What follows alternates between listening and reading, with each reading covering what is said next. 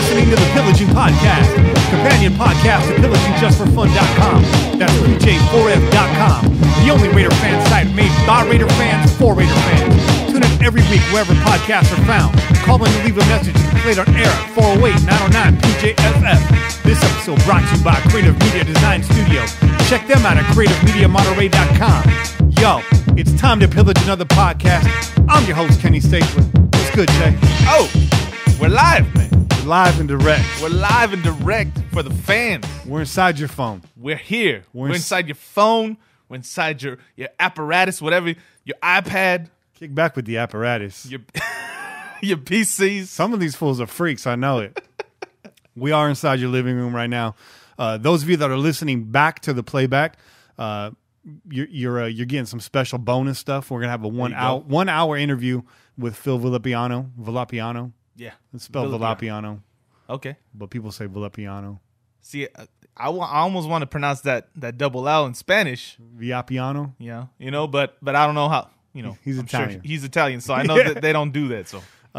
So anyways, yeah, man, this is what it is. We'll be live on YouTube every week. If you want to check out the live video stream, you can go over to youtube.com and search the Pillaging Podcast. We're just shy of the amount of followers we need for our own custom domain there because we're just getting started. Oh yeah, on YouTube, that is. We've only been doing this for how long? A season and a half. Season and a half. Just about. Yeah. But that being said, we got a lot of listeners, a lot of new listeners every week. Yeah. So thank you guys. But yeah, we encourage you to go over to YouTube, subscribe to the channel so we can get that domain, click that little bell, smash that bell, as they say. So you know when we're going to go live. I'll do my best to tweet that out every week. Those of you that are with us this week, we appreciate you. I'm going to give you some shout outs during the second segment of the show. Oh yeah. And thanks for finding us. I tweeted out a few bum links earlier, but if you found us, cool. And I promise it'll be a lot smoother going forward. So that was me taking a drink of coffee, and Che not filling in. My bad. It's like silence is on you, dog. My bad. I'm responsible for that one. So let's get into it, bro. Mm-hmm. There's not a lot of news this week, but we do have the schedule. Yes, we do. So let's go ahead and break that down. Let's do it. First and foremost, though, Albert Breer interviewed John Gruden this week about the upcoming season, their current little training camp, whatever you want to call it. Mm-hmm. It's not really training camp, but you know what I mean. Volunteer workouts. Yeah. He's excited, man. He mentioned a new way of doing things. They're running a lot of drills. Yep. He's interested to see what sticks, what works, what doesn't work. He's saying not everything's going to be run at full speed, but they have 99% attendance right now, so it's everybody minus Khalil Mack. And what about Carl Joseph? Yeah, I saw a picture of Joseph today. Because he was out in he was out helping out Cliff Averill with some. He was abroad. He was in Haiti. Maybe? Haiti. Yeah. That's what it was. Haiti. They were building something out there. White, blacks, but they were also Ricans, doing and football. Haitians. They were doing football camps and they were helping build stuff out there. So that's cool, man. Yeah, I think schools maybe. Yeah, something like that. But I saw a picture of him today running. So that's promising. Another picture I saw shortly after we mentioned the Conley situation. Yeah, there was a picture of him running. Yeah. Now I haven't received any news that he's been cleared to run. So if that's an old picture, I'm not sure. I'm sure one of the pillagers here will let us know what that was. He's been posting himself. That picture. Okay. Yeah. So then it's all good. I think so. All right. I think so. That's a good sign. Yeah. But yeah, the schedule is out. Told you guys a few weeks ago I expected us to have 3 primetime games because they're going to want to put Gruden on TV. You were almost spot on. 4 games. 4 primetime games. That's right. So even more. A few Monday nighters in there. We got a Thursday nighter in there. And Thursday night, no more Color Rush. Not a lot of people didn't like us wearing all white. I happen to really like those unis at home or away. I wasn't really tripping. But that means the Niners won't be wearing black when we play them on Thursday Night Football. That's good. Yeah. Because that's ridiculous. It's very ridiculous. You can get the hell out of here with that.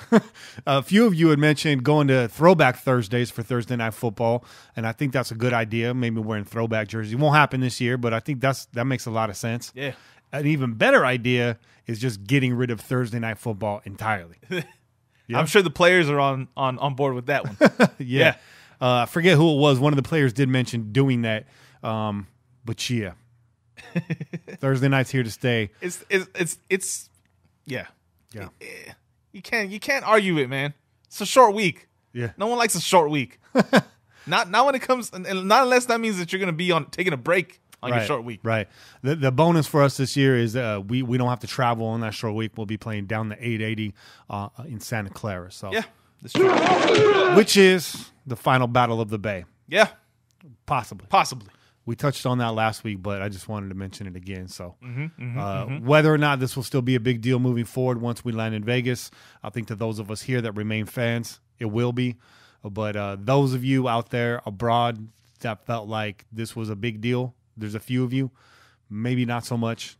I don't know. Hit us up on Twitter. Yeah. Pillage Just for Fun. Pillage Just the number 4 Fun. Let us know what you think about the Battle of the Bay after this year. What's that going to look like? What's that going to feel like? By the way, if you're hearing some background noise, we got the windows open. It's starting to get warmer. Yeah. It's a nice night. It's nice. Nice little breeze going on outside. Yeah. We wanted to stay cool. Yeah. You don't want to see us all sweaty on the camera, man. Nah, no one wants to see that. No one wants to see that. But us readjusting and stuff. And we're not talking about microphones or cameras. Yeah. So that's what's good with the Battle of the Bay. One that I like a lot is the Christmas Eve game. Broncos coming to Oakland on Christmas Eve. Yeah. Yeah. I mistakenly tweeted out we were going to play Denver on Christmas Eve. Right. I think I was just a little too excited. You got a little excited. Yeah. That's because we're playing them second game? Second game. Second game in Denver. Away. Yeah. So, I personally like the cold away games. I know it hurts our chances, but as a viewer, just watching football being played in the snow and all that, you got to love that. Yeah. Right? Yeah, kind of. Not you like it. It's cool. It looks cool. Looks great on TV, right? It's like a whole completely different environment. But also that we don't necessarily always do very well in those type of games. So I prefer not to have them. Hey, there's only one way to get better, bro. This is true. And then lastly here, the schedule finishes up against the Kansas City Chiefs. Sure. Yeah. And that's going to be a cold one. That's going to be a cold one. It looks like I might be spending New Year's Eve in Kansas City. Okay. So all right. That should be Gent. With Gent. Yeah. You hear that, Gent? I texted him today. He never responded, so he might have been shell-shocked. He might have been like, it's going to be cold out there. He lives out there. He don't even want to be out there. No, he doesn't. But we'll see what happens. We'll play that by ear. It's a tough time of year for everybody. So it's still technically the holidays. Yep. And depending on who you are, New Year's Eve can be a family holiday. We're not all like Ben. We're not all 21 with no kids. That's the inside joke for those of you that were on the stream before the show started. But yeah, we'll see how it goes. I'd like to get out there though. It'll be a cold one. To be honest, like it was really nice when I went out there last year, and it looked nice, man. All the pictures you were sending me, it didn't look too bad. It definitely looked like it was chilly. Yeah, definitely it looked like you needed some layers. Yeah, but it wasn't no full on blizzard. No. In fact, at the tailgate, I was glad I had the layers. It was cold in the morning, and then once we got to the game, it was pretty warm up there. But I was lightweight, kind of disappointed it wasn't cold. I wanted that full. You wanted that experience. Yeah. You wanted to go hardcore. Yeah. Yeah. Smash cut to December 30th when I'm like, get me the hell out of here. So I may be changing my tune on that if I make it out there. So Raider Mike says he does not like the snow because it reminds him of the tuck rule. Bro, we got to move past this, dog. We really got to move past trauma, bro. It is trauma. It's trauma, man. It's not that easy. You can't just tell somebody get over it. So I don't know, man. We're here at the end of the quick hit segment. It was literally a quick one. It is a quick one. I do want to again remind everybody listening to go find our YouTube page and subscribe to us. Hit the notification button. Also follow us on Twitter at Pillage Just for Fun and on Instagram the Pillaging Podcast. And if you haven't, please go check out the website pillagingjustforfun.com. Yes. Or pj4f.com. We are more than just a podcast now. we have been putting out a lot of written content, but as we get near the season, it'll start coming. We do publish fan-submitted articles. So if you fancy yourself a writer, please shoot me an email at pillagingjustforfun at gmail.com. Yeah. If you have the app, the address is right in there. You can email us directly from the app. You can call us directly from the app. Yeah. Which also reminds me, download the app. Yeah. Now available for iOS and Android. But yeah, back to the writing. Chase on Twitter, he's Raiders Unsung. He's actually about to go to analytics school for football, so he's gonna grow that brain. Yeah. It's already big. I don't know how much room he's got in there. That thing's about to pop, dog. Yeah. But he's been breaking down the most explosive plays from the 2017 season. Yeah. Now, most people think of 2017 and explosive, and the only word that comes to mind is diarrhea. But Chase, not to be confused with Che. No, not to be confused with Che. Chase has actually found the diamonds in the rough. Yeah. And there's quite a few of them. We're on volume 4 now. And so wow. You get video breakdowns and a little bit of a writing breakdown in there. So pj4f.com, you can find that article. You can find the other 3 installments there. And as we near the season, we'll be getting more. And as we near the playoffs, we got the playoff pontificator that comes out. There you go. And I read a lot of the likelihood, the numbers about how to get into the playoffs. Mm-hmm. And I got to say that our playoff pontificator, which is written by Tuck Rule Fool. Speaking of the Tuck Rule, yeah. I really honestly think it's the best one out there. Hey man, it definitely breaks it down to the very little last percentage. Yeah. Cosine, tangent. Everything, man. He's using algebraic equations. Yeah. It's wild. And I mean, the best thing about it is it's geared towards your Oakland Raiders. I mean, a lot of these you watch, and it's just a quick blurb on each team and what they need to do. But Tuck really explores all the things. So I'm getting ahead of myself. That's a ways away. But I'm just trying to sell the website. And then, of course, you got the shoppers on there. You can get your gear. Yeah. You can get your mug and all that good stuff. So T-shirt, your mug, you get it all. Yeah. All at the same time, man. And I'm working with Tony and Steve. Hopefully, if you guys are listening, I want to try to get another design out for the season. Oh yeah, or possibly get the one we have now, maybe on some sweatshirts for that colder weather. That'd be dope. But y'all help me out for free, so we give you all the proceeds from the sales, and you help us out by putting our stuff on some fresh gear. So that's on you. I know I'm asking for a lot of work. Yeah. But if you need a brother to come down there and dry shirts or fold shirts or pack boxes, hey, you got my number, dog. I'll do whatever it takes. You're helping us. I want to help you too. We'll run the screen printer, man. Just let us know how to do it. Yeah. I'm all, the thing looks expensive. We won't break it. We might mess up some shirts, though. Yeah. We might. Those are the ones we get to take home. That's it. Those are the freebies. But anyways, so we got Phil Villapiano this week. That segment's going to be in the second half of the show. So if you're used to our normal format, we're actually going to flip-flop this week. We're going to take a short pause right now. Yep. We're going to get Raider Kane on the phone, and we're basically just going to run through this schedule. So you guys cool with that? I'm cool with it. All right. Well, as long as you're cool with it, we're good, bro, as far as I'm concerned. So let's take a slight pause, and I don't know if we'll keep the stream going. Let's keep the stream going. What the hell? They could watch the chit chat. Okay. You guys want to see what's going on behind the scenes, so we'll let it run this week and see. Yeah. If I get in trouble, we're shutting that thing off next week. Yeah. So we'll see you guys on the other side. We out, y'all. Peace.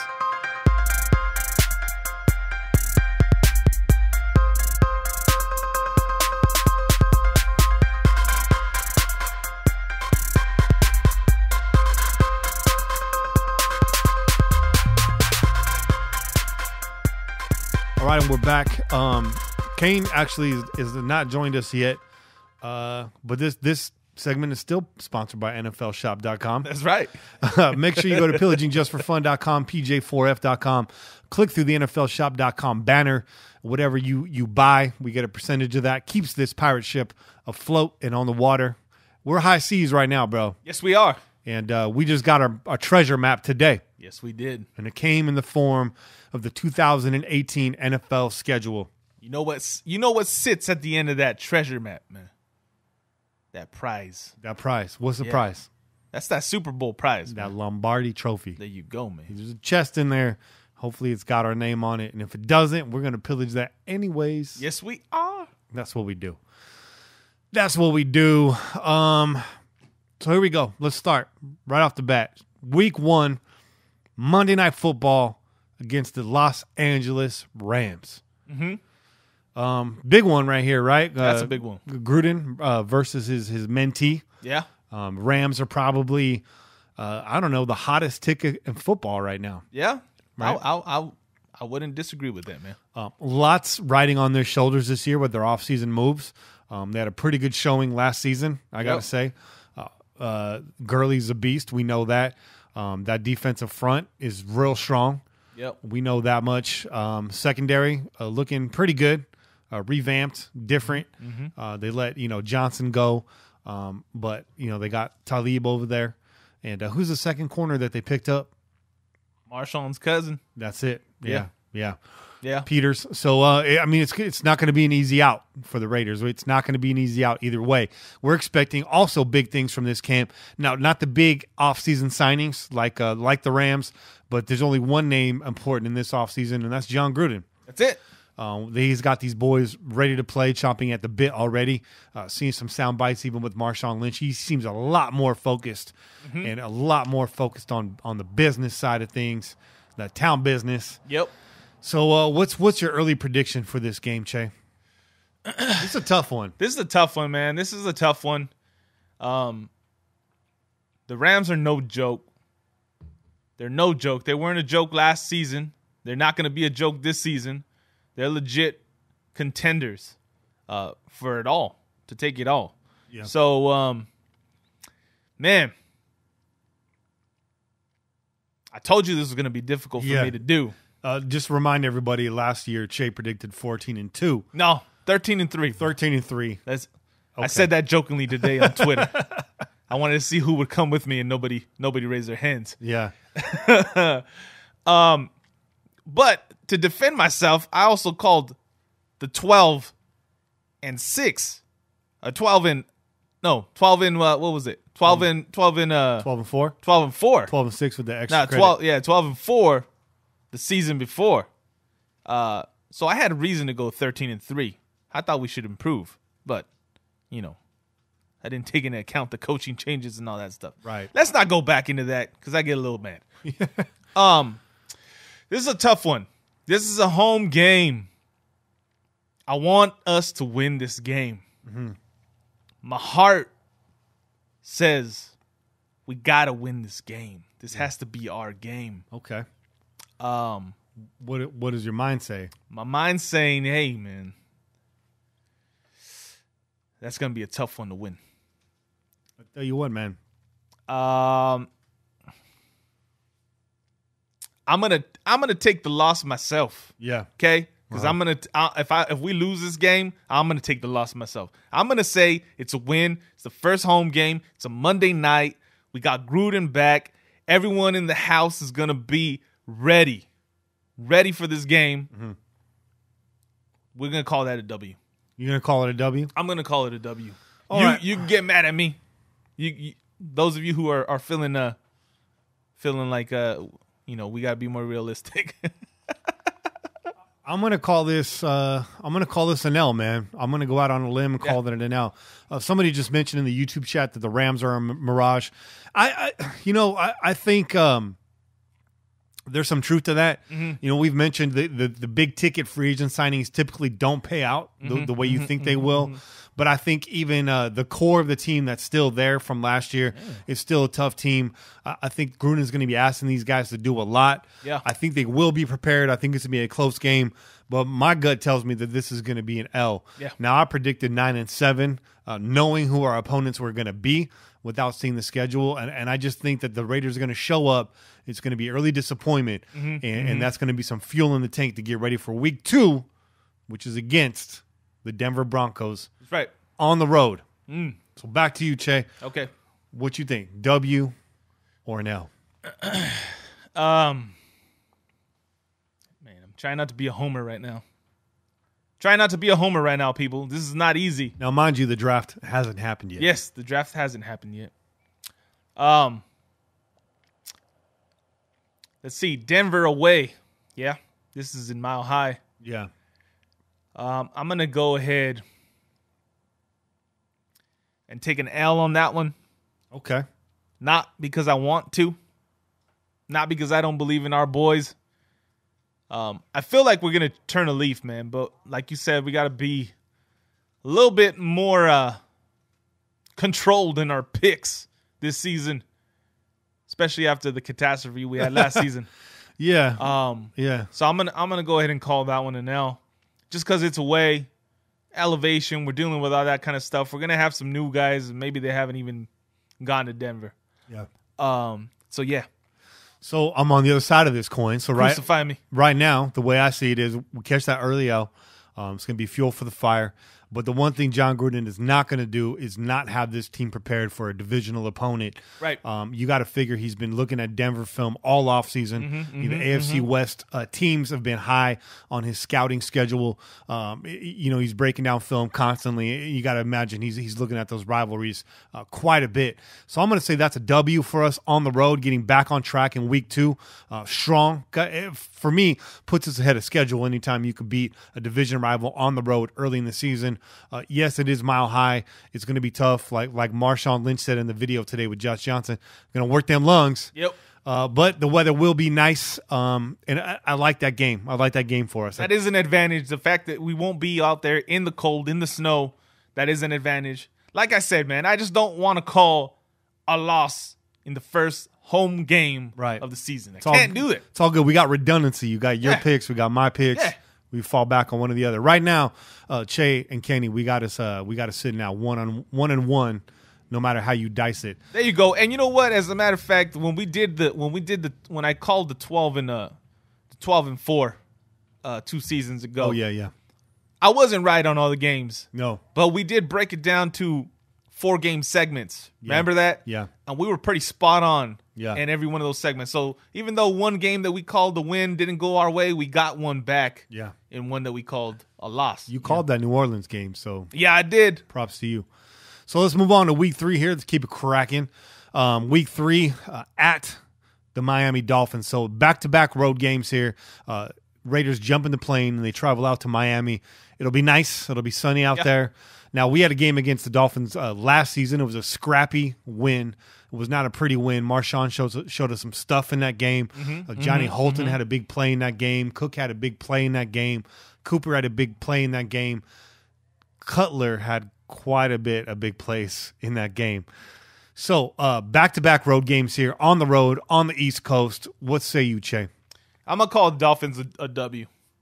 And it's just because of the people that they had to let go of on the defensive side specifically. As we all know, they had some financial issues. Couldn't quite keep everybody intact. So that defense, I don't expect it to be as potent as it has been, or as strong as in certain areas as it's been. I wouldn't call it necessarily potent. But yeah, so I'm gonna call that a W. Like you said, good weather, so we don't have to worry about that. Yeah. Maybe it'll be hot. Maybe it'll be muggy. Whatever. Might even be raining. Yeah, there you go. It might be a little rainy, but I want to say that's a W for us. I feel good about our chances there. I feel like we're going to be able to do some things against them. I'm calling that a W too. Again, I think it's a bit of a stretch considering back-to-back road games. But I think they're going to be riding high and drinking a lot of Kool-Aid after that Denver game. And any player that hadn't already bought in the Gruden system should have been by this time. Then again, those that hadn't bought in a Gruden system probably didn't make it through the preseason. Right. But I'm going to go ahead, and I feel a little weird about this, but I'm going to call that a W.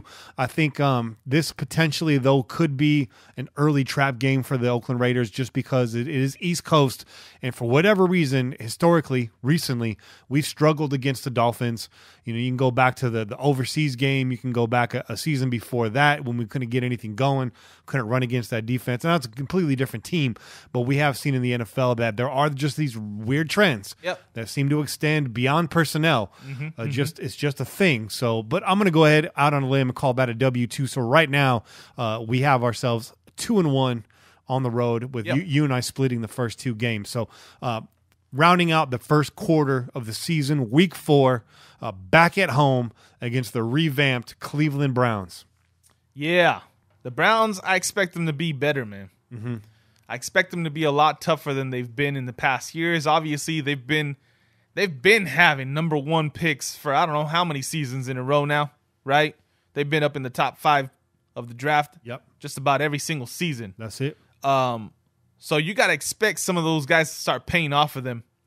I expect them to play us tough, especially if they pick up another tough defender at the beginning of this draft. They got the number 1 and the number 4 pick, right? Yeah. It'll be a tough game, closely contested game. But we're at home. I'm going to go W. I'm going to go W too, just because I think that even with a retooled team, still takes some time. It still takes some time. You know, Hugh Jackson's your coach. I love Hugh Jackson's personality. I'm not buying into his organization or his preparation yet. And what's the word on Garrett? Is he fully healthy? Is he 100% coming back? That I don't know. Yeah, that would be my other question, right? Yeah. Is where Garrett is. I know he got injured, midway through the season or something like that, and he kind of wasn't ever really fully back. Yeah. So my question would be, how strong is he coming back? Whether or not the Browns take Chubb, early on in that first half of the draft, and what kind of quarterback they got, because they don't got one right now. No, I'm going to call this a W. I'm also going to say that the Raiders get their first interception of the season in this game, and I think they'll be leaning heavy on the run, which we can stop. And they do have a retooled team over there, still a little light in the secondary. So I also see this as a game that the Raiders' passing attack actually gets back on track.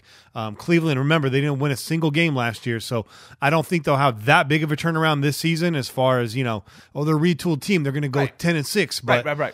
Cleveland's probably an 8-8 team this year. I could be wrong about that. I'm sure you guys will remind me if I am. But, this is a W for us. What they get? Did they get a win last season? No, I think they went 0-16. Yeah, I'm gonna go ahead and say that they're gonna go like 6-9. 6-9. All right, so somewhere between 6 and 9, 8-8. That seems like a somewhat of a realistic window. And I'm seeing here Undertow saying that we beat Miami last year. Yes, we did beat Miami last year. I mentioned that. It was a scrappy win though. It was 6-10. That would be 6-10, right? Yeah, 6-10. There you go. So we have that both as a W. So right now, we're sitting at 4-1. I think between us. I feel like we're getting a little bit over our skis right now. So I might have to pump the brakes. I know, right? Yeah, I don't want to be too homerish. So after the first quarter of the season, we're sitting at 3-1. I think I just said 4-1. 3-1. Not too shabby. John Gruden feeling himself a little bit. Coming back October 7th, another road game, not too far away. It is our only home away game this year, and that is against the LA Chargers. Right. So I'm going to take first on this one. Go ahead. Let's flip flop in this quarter. Go ahead. So I'm going to actually scribe this down as an L. Now, some of you guys won't hear the rest of the show because you threw your phone out right now. You threw your phone out the window. But I think that the Chargers, every year they start off pretty decent. They got high hopes. They're usually somebody's pick to win the AFC West. Not everybody. Somebody's pick. They're a bit of a darling team every year just because of the talent that's there. Always riddled by injuries, and they always seem to trip over their own feet down the stretch. Yeah. But I think early on in LA, even though we're going to have home field advantage there, that pass rush still pretty devastating. I don't know what we're doing at right tackle yet, and I don't know what that's going to look like when we do what we do. I think that's going to be a tough one. They pretty much routed us in the last game against them last season, so I don't see much fall off for the Chargers this year, and I think this will just be another L. Even just looking at our predictions right now, timeliness just feels like an L. There's a lot of things here that point to the L. Now, can the Raiders beat the Chargers? Yeah, absolutely. Absolutely. We're going to see them again later on in the schedule, so stay tuned. We'll give you that pick too right here. But I do feel like that's an L. What say you? I have to agree with you, man. I think it's going to be an L. One, it is an away game. It is our only home away game, right? Other than the one in London. Yep. But this one actually is going to be full of Raider fans. That's it. So it's but the Chargers are used to it. The Chargers don't ever have any home games. Let's just take that. Let's just put that one out there too. Especially when they play the Raiders. There's no such thing as a home game against the Raiders for the Chargers. Yeah. They know that. They've been dealing with that for centuries now. Yeah. It's not going to change. Yeah. It's never going to change. It's always going to be the same for them. So they're used to playing under that condition. And that probably puts a little chip on their shoulder, as a matter of fact. Yeah. They got some great defensive talent over there, especially when it comes to the ends. They got, Bosa coming off the end. They got some great pass rush. Like you said, we have not resolved the right tackle. We don't know what Penn's going to look like coming back, from his injury. So, yeah, there's definitely some questions. And I think they're going to get us in this first game. Yeah. Now, like you said, we'll revisit this in the second game. Yeah. So L's on both sides there. So far we got the same record through 5 weeks now, 4-1. Or sorry, 3-2. Right, coming back down to earth a little bit, and then it is on the road for really on the road and in the sky. It's the Seattle Seahawks in London. Yeah, that's going to be airing at 10 a.m. Pacific Standard Time over here. This is an L for me. I think that the Seahawks, they got no offensive line. I think that, we have every reason to beat them. And if we were playing in Oakland, I'd say this would be a W. But until the Raiders show me that they're ready for abroad games, I'm not bought in yet. Yes, we beat the Texans in Mexico City, but if you watch that game, both of those teams are trying hard to beat themselves. That was a really tough one until later in the game when we finally got some stuff going. But I have this down also as an L. This is going to be the first back-to-back loss of the season, in my opinion. What do you think about that? I'm going to disagree with you just because of the drastic changes that have happened with Seattle's defense. Okay. We know that the backbone of that team has been the defense. Yes, Russell Wilson, he does his thing. He's a great quarterback. Yeah. But his offense is non-existent. Outside of him, the offense hasn't really been able to do nothing. Right. That team goes as he goes, and if they don't protect him well enough, then it doesn't go. Yeah. And the only thing that's been their saving grace has been their defense. And that has drastically changed. Yeah. We have people being dismissed. Everyone's been exiled on that defense, and we still have guys that are on that team that are waiting to be dismissed. Yeah. So I don't know that too many guys on the side of the defensive side are even bought into the team anymore.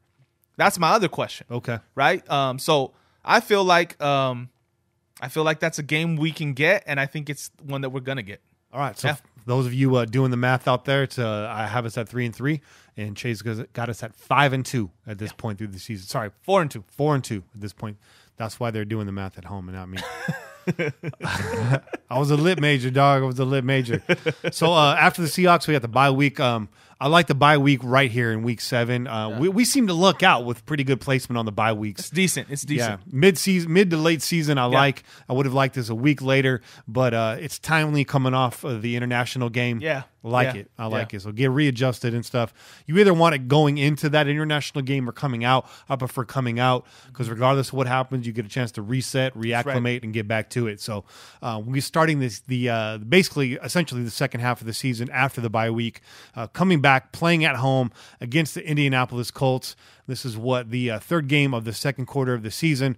So I'm going to take this one first, and I'm going to say this is a W. I don't see how we don't win this game. The Colts have still struggled to build any kind of an offensive line around Andrew Luck. You got to say that guy's shell-shocked. He's getting sacked more than David Carr. I don't see Luck ever rising to the potential that he had. And especially not on that Colts squad that just continues to really disappoint him and probably their fans. I mean, honestly, don't know a single Colts fan. Never met a single Colts fan. I liked Adrian James back in the day. That's about as far as it goes. But I have this as a W against the Colts. I think our running game really gets on track in this game. Yeah. And possibly another interception, again, coming now in week 8. I have this as a W. I'm going to go ahead and say that I agree with that take. I'm going to say W for that as well, especially because there's still no word on Luck. There's still no word on when he's coming back.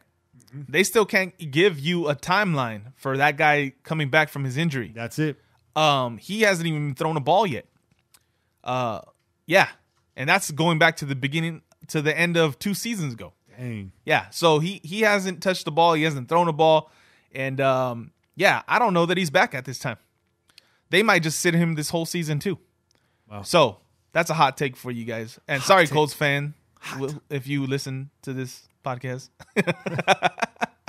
I'm going to go ahead and say that's a W for us. They got a whole lot of stuff they got a whole lot of shit to correct over there. Let's Yeah, just they put do. it like that. They got a whole lot to correct over there. They're one of the few teams that has a lot more to correct than we do. Right? Yeah, So we're gonna go ahead and take that W. That's probably the hottest mess in the NFL right now is the Indianapolis Colts. I'm going to go ahead and say that. So, yeah, there we are. And then we're moving on to the last game of the second quarter of the NFL season 2018. Your second primetime game. That's going to be Thursday Night Football, the final, possibly, Battle of the Bay against your Santa Clara 49ers. No. It's not yours. Not mine. Hell no. And nobody listening either. I don't think anyone's claiming those motherfuckers.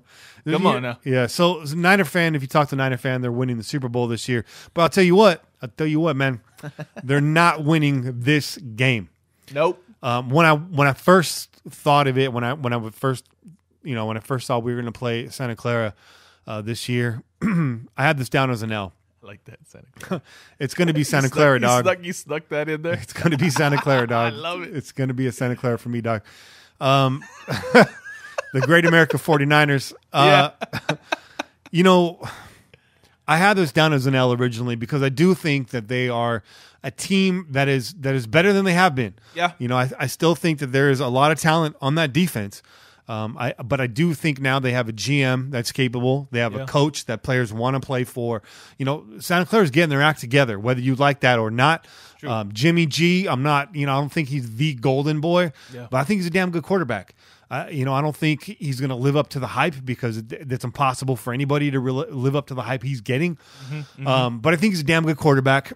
But I have this as a W now because from what I'm seeing with the Raiders players and stuff, and then, of course, Raider Nation knowing this is the last one. You know, every Raider and Niner fan I talk to says they're going to be at that game. But I'll tell you what, a lot of Niner fans be selling their tickets no matter what.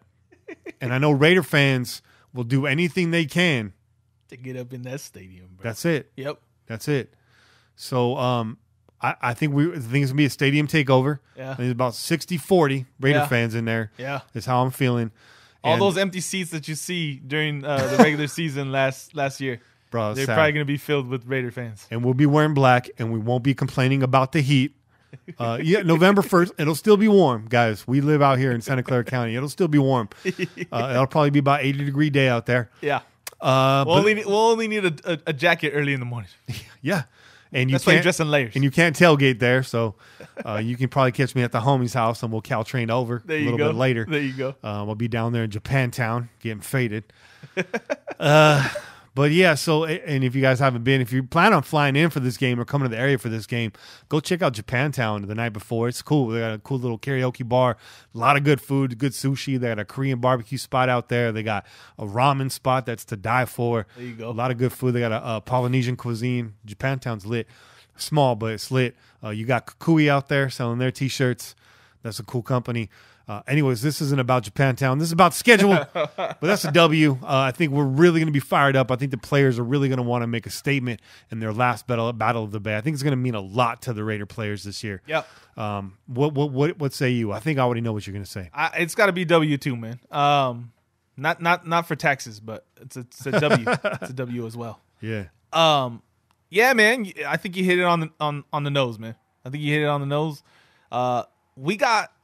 All this. I feel like this is the time when having all those Oakland players come back to the Bay, come back to their home, is going to pay off for us. Yep. Because they're going to know what this really means. Yeah. They know what this really means because they've lived it their entire lives, right? They've been here. They know what that means to Oakland, and they know what it means to the Raiders fan base. So, I got to say that there's going to be a strong push to make sure that game ends in our favor. Yeah. And I feel like what you said about Jimmy G, I know that they think he's the second coming of Joe Montana, but let me tell you something, guys. Fuck out of here. Slow the fuck down. Pump your brakes, because there's a lot of football that this guy has yet to play, and we have not seen all that much from him. Yes, he's had some success in the games that he's played, but until he completes a full season, I'm not going to give him the savior title, okay? Right. So, and I expect us to get to him, too. I expect us to put a little dirt on his uniform. This a put a little 3-sack grass game? for Mac. Yeah. Just for Mac, right? Just for Mac, yeah. Yeah, 3 sacks just for Mac. 3 sacks for Mac. 1 for Irvin. It's a 4-sack game. There you go. And hey, don't get it twisted. That Niners offensive line still has some issues. Yeah. I know they added a nice center in the offseason, but there's issues there. And I was expecting him to go out in free agency and spend a lot of money on the offensive line because it's not coming in the draft this year. Oh, another thing. Mm-hmm. Might this be what entices our good friend Bowman to come on back? Oh, might be. He gets to face his old team. Yeah.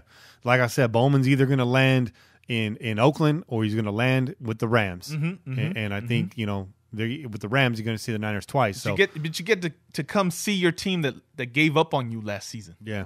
Yeah. You know what I mean? Yeah. Yeah. Daniel Garcia's on fire. He just called it Stabaclara.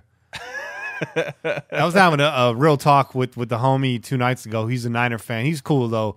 We have mutual respect for each other's fanship. He's a smart football fan, unlike a lot of Niner fans that are just, like I said, I was telling Murph on the Raiders fan radio that somehow the NFL is supplying cloaking devices to Niner fans only because they straight disappear, dog. Straight up disappear. But you seen them, right? That's an actual thing now. They got that cloak. It's all digitized, and it just shows background, whatever's behind you. Yeah. That shit's kind of creepy, bro. Well, Niner fans have been rocking that one for years. But the homie was telling me, he's like, dude, I think that the Niners fan base is a lot more hood than the Raiders fan base now. I was like, yeah, you think? Like, people were getting stabbed in your parking lot. Like, yeah. Don't get it twisted. The Raider fans, we keep it gangster, but there's a lot of respect there. There's a lot of old heads in Raider Nation. Yeah. And so not all of that flies. Yeah, you get 60,000 people together and pump them full of alcohol, things are going to pop off. Yeah. But, Santa Clara, it goes down, dog. Yeah. When you and I were kids, the gangs, they wore the silver and black. Right. It was an LA thing. It was literally an NWA thing. They set it off for like gangsters to be wearing that. But now, up here with all the Northerners, the red and all that stuff. And Yeah. I have no affiliation, so don't come at me. Right. Don't try to stab your screen or stab your phone or anything. But I think there's some truth to that. But anyways, yeah, we spent a lot of time on the Battle of the Bay, as we should. But let's move on to Week 10, beginning of the third quarter of the season. This one's back on you, Che. This is going to be the second coming of the Los Angeles Chargers. This time, we play them in Oakland. Well, we kind of gave you a little hint as to where we were going to go with this earlier. I'm going to go ahead and call this one a W for us.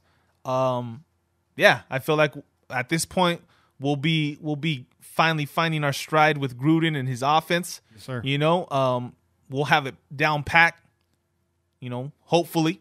And we'll be able to take advantage of areas where we've maybe failed in that early game. Yeah. So, Daniel, you're asking about Kane. I can't get a hold of Kane right now, so we're waiting for him to join the show. He might jump in here at the end. I got a few questions for him about the schedule. I was hoping he'd go through the whole thing with us, but if he jumps on, I'm still going to hit him up. And if he doesn't make it, we understand. The dude's working like 2 jobs right now. He's working hard, man. He's grinding. He's trying to stack paper so he can go to some away games. And just so you know, we don't consider this a job, man. This is fun. This is fun. So when we talk about jobs, we're not including this. Yeah, this would be his third job technically. Yeah. So we'll wait patiently on Kane. If he jumps in here, we'll get him on as long as we're still recording. We got a lot of love for Kane. He's the homie. So you called that a W. I'm going to go ahead and call that a W too. I think by this time, a lot of tape on the Chargers. I think at this time they're starting to step on their own feet. Possibly some injuries. That just seems to be their mojo. Yep. So I'm going to call this a W2. Or a W as well. Again, it is tax season just ended. I don't want anybody to get triggered out there. I do my taxes first thing. I trip out on people that wait. So let's go on and move on to Week 11, November 18th. Starting to get closer to cold weather here, but this one will be indoors in Arizona against the Cardinals, continuing our tour of the NFC West. This is a bit of a tough one to call, but if there's another team that's I want to say shambles, but another team that's just in a tough spot right now. It is the Arizona Cardinals. They're in the middle of an offensive line rebuild. I'm at this point, I'm not sure who their quarterback is. I didn't see who they signed. The last time I checked in on them, they had nobody under contract. I do believe that's changed. But tell me what's your pick for the Arizona Cardinals. It's tough, man, because again, I'm trying really hard. It's really difficult to not be a homer, man. You know, I'm trying to be honest with myself. Sam Bradford, that's who they signed. That's I'm trying to be honest with myself. I'm trying to not go 12-4, 14-2. But I feel like we can get this game, man. I feel like we can get this game. This is a game that's winnable. Right. Also, we need to know where David Johnson's at. You know, he got injured last season. And we all know that when he's in there, he's a force. Yeah. But we don't know what David Johnson off of an injury looks like. You know, we know what NFL running backs coming off an injury typically looks like. Right. You know, there's guys that buck that trend, but right. So, you know, they have some players there, but I feel like they need a lot of pieces to be able to compete. One in the NFC West, and just in general. So I'm going to go ahead. I'm going to call that a W for us. Yeah.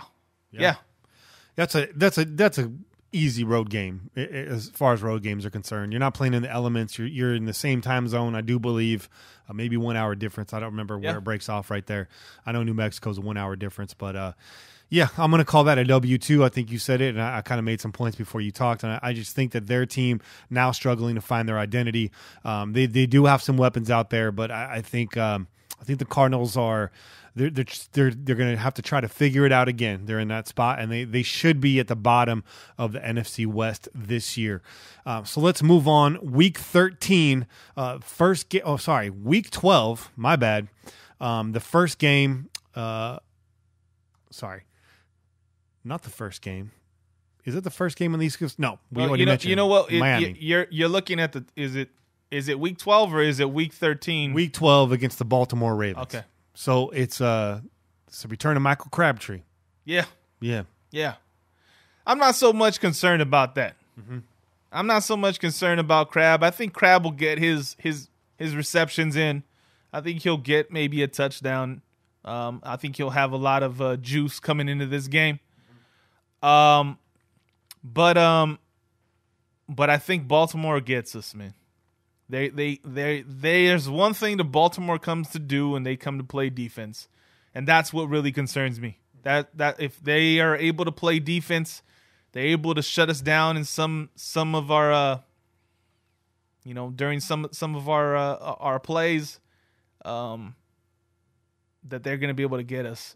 It's always a tough game against Baltimore. It's never an easy game. Yeah. Even the ones that we've beaten them on, they've been close. They've come down to the wire. Yeah. AFC North, man. Man. They're tough. You know what you're going to get with AFC North teams. Yeah. You know you're going to get tough, hard-nosed football. They play defense. So, and you know, we still have questions on defense, you know, and I don't know that we're going to fully correct those things. I hope we do. Yeah. Hopefully by mid-season, I'm talking differently, and I'm like, man, our defense is the shit. We found all the right guys in the draft, and Conley came back and all the good stuff, right?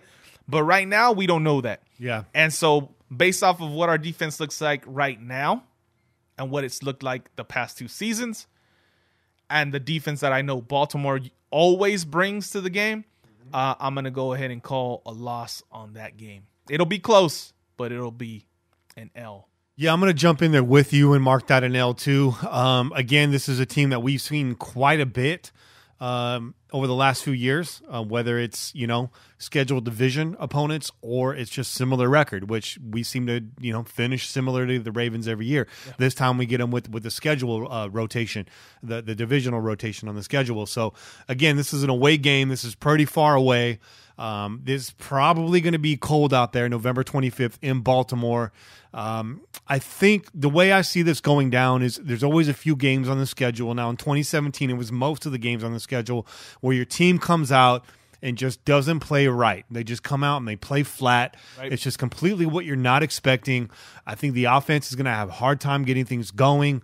I think we step on our own feet a little bit in this game, and it's just going to be kind of one of those "what are you doing" games, just for no apparent reason. It just seems the right time in the schedule with the travel, the area, the location, and the history between the teams. There's a lot of tape now that these two teams share with each other, and I think this is probably going to be an L for some unexplainable reasons. Once we see the game, we'll be able to tell you why.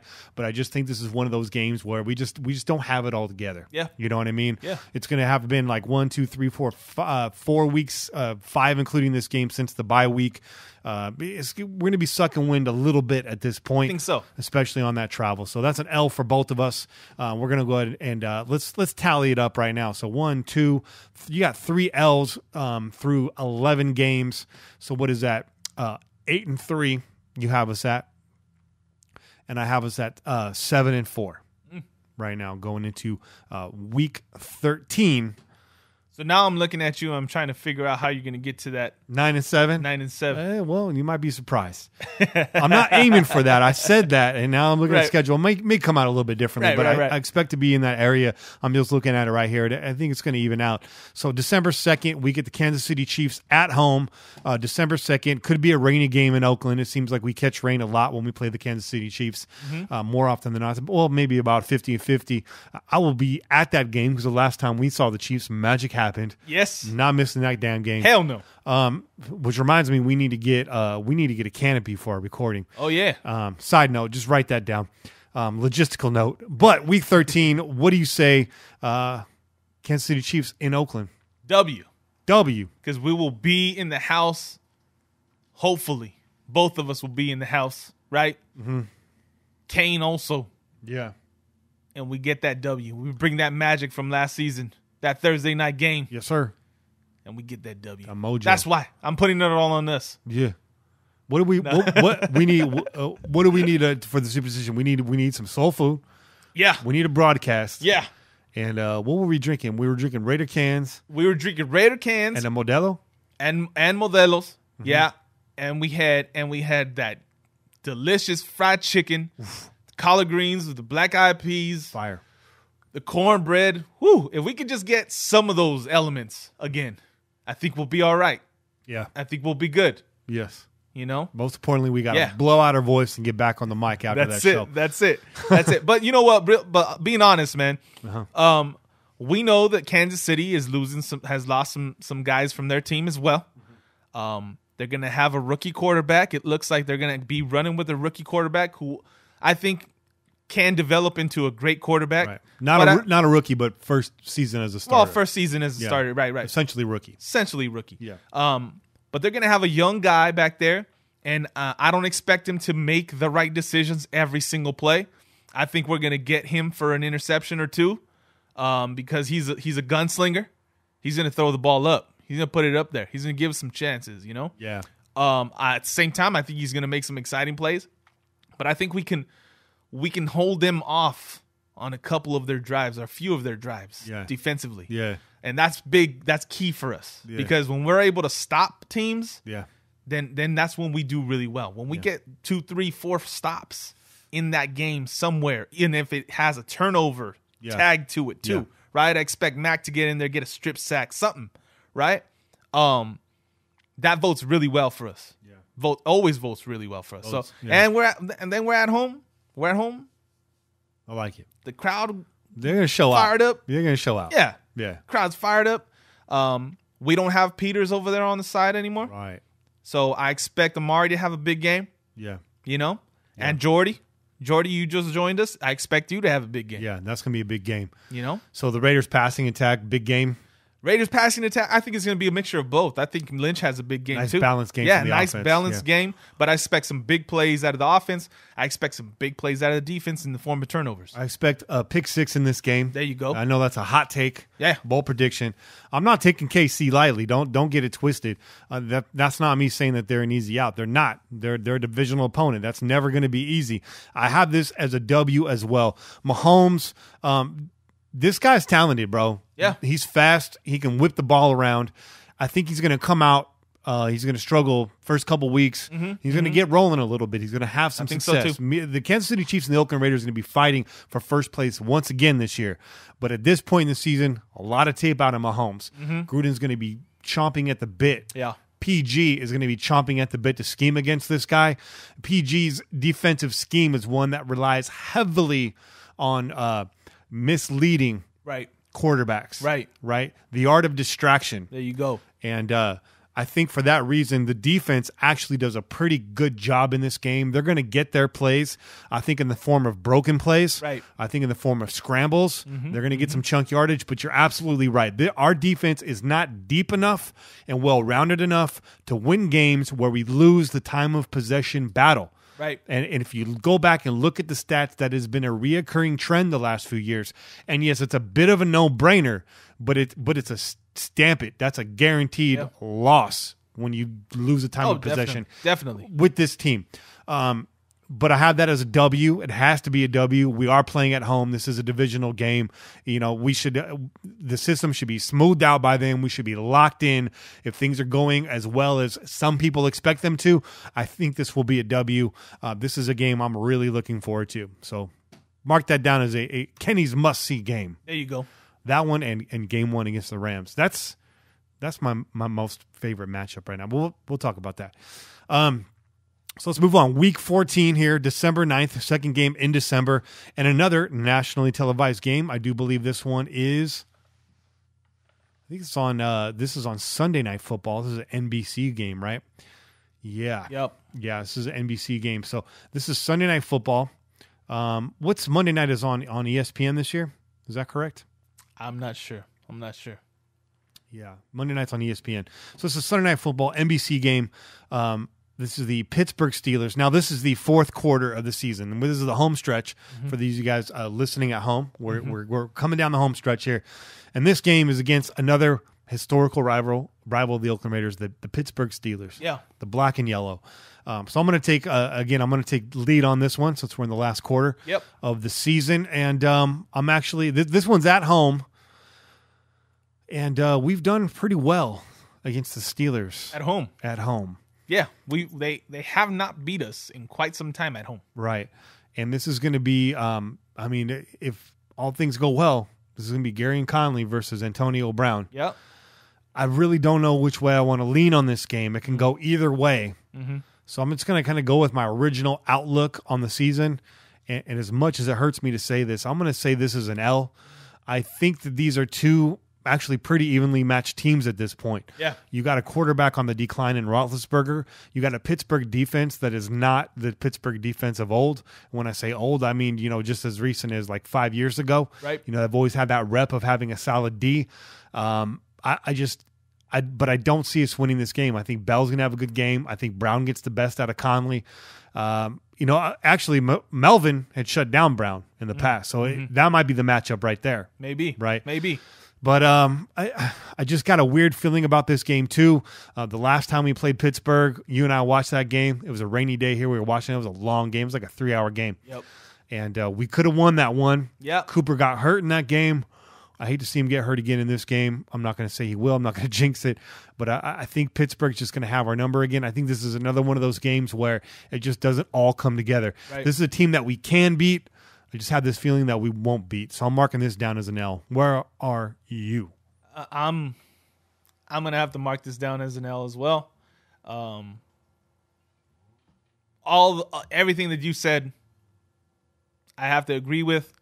The other thing that I have to say is that we haven't done so well on Sunday night games most recently. Right. So that's another concern to me. I don't know what it is until I see us actually show up on a Sunday night game.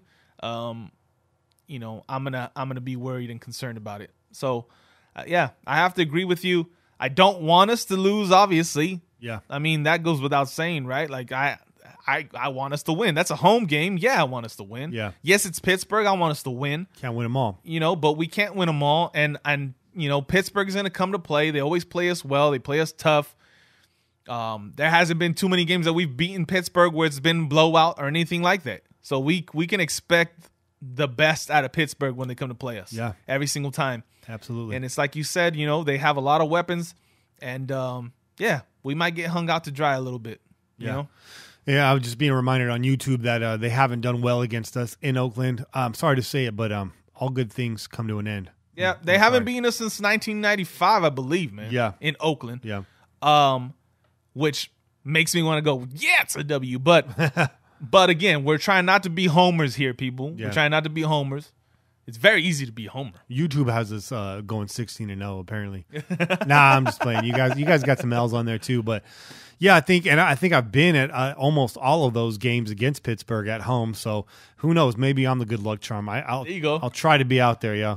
And again, we'd love to be wrong. So just when we say L, just prove us wrong, and we'll be happy. Yeah, I don't care. I'll eat my words, man. It's all good when you're wrong. I love it. When you're predicting a loss. Yep. So let's move on here. Again, home stretch. We got another AFC North opponent. This time it's a road game, December 16th. It's going to be a cold one in Cincinnati. Paul Gunther's former team. And for that reason, I think it's a close one. I think it's a dramatic one, but I think it's a victory. I think we're going to beat the Cincinnati Bengals. I think they've lost too much in terms of personnel, in terms of coaching staff. I think getting Gunther away from them was a big deal. Yep. I say we take this one. This one's a W. I agree. I agree. Yeah. I don't think much else has to be said about that. I think you're absolutely right. I think one of the biggest things with Cincinnati had been their defense in recent years. Yeah. And the fact that they've lost their defensive coordinator, I think there's going to be some big changes for them, and we'll be able to get this one. Yes. Yeah. So it's a W. All right, so let's move into Week 16, second to last game. We got a very strong couplet here, and that's a literature term, by the way, Che, which I'm sure you're aware of. I'm not a lit major, so. But back in college, you were getting lit major. Hey, don't be putting my business on there. I'm an art major, man. Yeah, okay. Don't come at me with your fancy words. So this is a couplet of games against AFC West rivals. The first one is on Christmas Eve, as I alluded to earlier, against the Denver Broncos at home. I'm going to call this one a W. Yeah. It's kind of hard not to call it a W, man. This is a sweep of the Broncos. I think, there's issues over there in Denver, and again, we've yet to see what they draft, but I don't think this draft is going to solve all of their problems. And I think the Broncos, even at their worst, can get streaky. Even at their worst, will pull out games. I don't see them going worse than 8-8, 7-9 this year. And they could be on the other side of that. They could be 9-7. I don't know. They're like a scrappy team at times, as much as I hate to say that. But I think we sweep them this year. I think this is a good time. This is a good window for us to sweep the Denver Broncos. Yeah, I think so too. Like we talked about some other teams. They lost to Lieb. He's obviously not going to be there. Who's been one of our arch nemesis, Yeah. As far as a corner goes, and being able to ruffle the feathers of some of our receivers. Yeah, I feel like we got to get this one, man. We have to get this one. Yeah. It's got to be a W. All right, so the finale, your regular season finale, at the Kansas City Chiefs, December 30th, pretty close to New Year's Eve here. This is it. This is my last L. I think, unfortunately, we end the season on a loss. Now, I believe it was the first or the second year that Gruden joined us. We won last game of the season away against the Chiefs on a Janikowski field goal. That'd be fantastic, but he don't live here no more. We don't got no Jano. And I think that this is an L. We end the season on a sour note. Hopefully this one is not for the division, but I just don't feel good. We did not look good on the road last year in good weather against KC. I know a lot of that was preparation. That should get ironed out this year, but Carr has yet to show me that he can put together a game in Kansas City. You're absolutely right. It was a big key last year. It was on the checklist last year. We did our checklist, and he didn't check that box. And until he does, now I gotta be pessimistic and say that's an L. Yeah, I'm gonna go L there as well. All right. As much as it pains me, L until you show us otherwise, Derek Carr. Till you show us that you've taken the next step and you're ready to lead us past the KC Chiefs Kingdom. Ugh. Kingdom. They got flags out there for that. The hell out of you. They put that on their hat, man. You see that? It's on their hat too. The draft hat. Oh yeah, the draft hats, man. They look like flea market hats. Anyway. They're lame, man. Those hats are lame. So I have us at 10-6, one game off my original prediction at 9-7, and you come in at 11-5. Yeah. Yeah. You happy with that? Yeah. They look I good. think so. Yeah. Always optimistic over here on this side. Yeah. I came in a little more optimistic than I thought at 10-6, Yeah. but let's just pray. But that's what the schedule gave us, man. We're going with what based off of what the schedule gave us and based off of what we know about these teams. Mm-hmm. And like you said, I think we're seeing a lot of those teams later. A lot of those teams that we can get some good wins against later on in that season, and hopefully we're all clicking by then. So I don't think we're that far off, man. I don't think we're that far off. Now, we may be wrong in a couple games here or there, hopefully in a positive way. I hope. Yeah. I hope they shut me up and they say, "Oh yeah, you doubted us?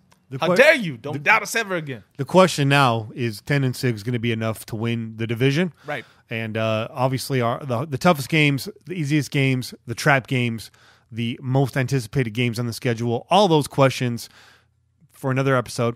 This conversation's gone on quite some time. We got plenty of time to stretch our legs here in the offseason. Yeah. So maybe that's a question best revisited after the draft. We want to see if we want to amend any of these picks. We will revisit this. Yeah. And hopefully next time Kane will be in the conversation. Yes. I hope our boy's okay. Yeah, man. I'm a little bit worried, but a little concerned over here. It might just be fatigue. Like I said, the dude's a hardworking man. He needs some sleep. He needs some rest for sure. And I say that with the utmost respect and all the credit in the world. So you guys may have disagreed with some of those picks. You may agree with some of those picks. You may be throwing phones out the window. Feel free to blow up the comment section. Yeah, blow up the comment section, pj4f.com. Add us on Twitter. Hit us up in the DM if you're shy. Whatever it is, we want to hear what your feedback is on our takes. But I think at the end of the day, even at worst, 10-6, not too shabby. 11-5, certainly not shabby. Yeah. 11-5 will get it done. Yes, it will. I'm confident that gets it done. I think 11-5 gets it done, yes. But I think 10-6, I think that might be a sneaky division win right there. If not, that's solid for a wild card in my opinion. So yeah, no, definitely. That was a long segment, man. We got the long interview with Phil. Luckily, that's already done. It's like a cooking show. We already got one done in the oven for you. So when we come back, we're going to get right into your calls. And we'll respond to those. We'll do I See You. We're going to do our shout-outs, and we're going to get the hell out of here. Oh, yeah. You feel good? I feel great. All right, man. Yeah. We out here. Peace.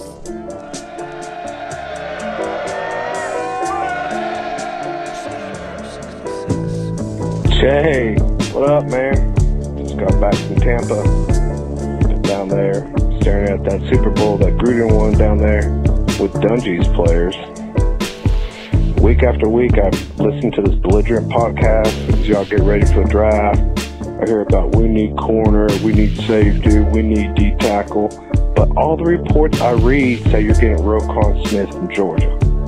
You need to pray to your arena football gods that he falls at you at number 10. There's a reason why he got 3 first-place votes for the Heisman, and they didn't even campaign for him. But you guys want a corner, you want a safety, you need to play with heart.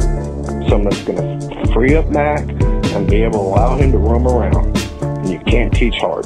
So you can go with your corner, you can go with your safety, but you need to pray that you can get Mac in the first round at number 10. He will be a saving grace for y'all on defense.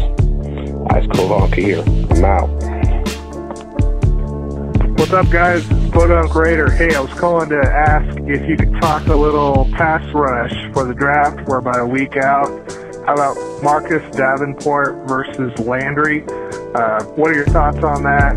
And are you drinking the Kool-Aid on Bruce Irvin rushing the passer and not dropping back into coverage? Do you think we're good on pass rush? Or do you think maybe we can use some edge help? Thanks. Bye.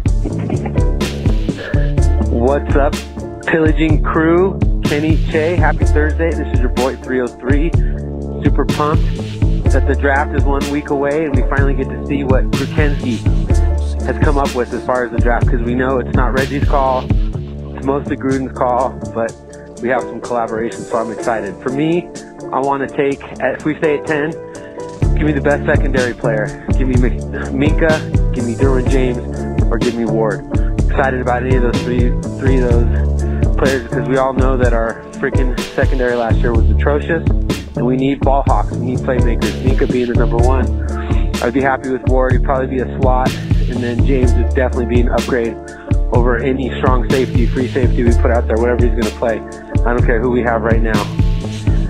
Now, as far as it looks like Thursday Night Football, we're playing the Winers. in years past, before I had kids and became a professional, I'd probably go to that game.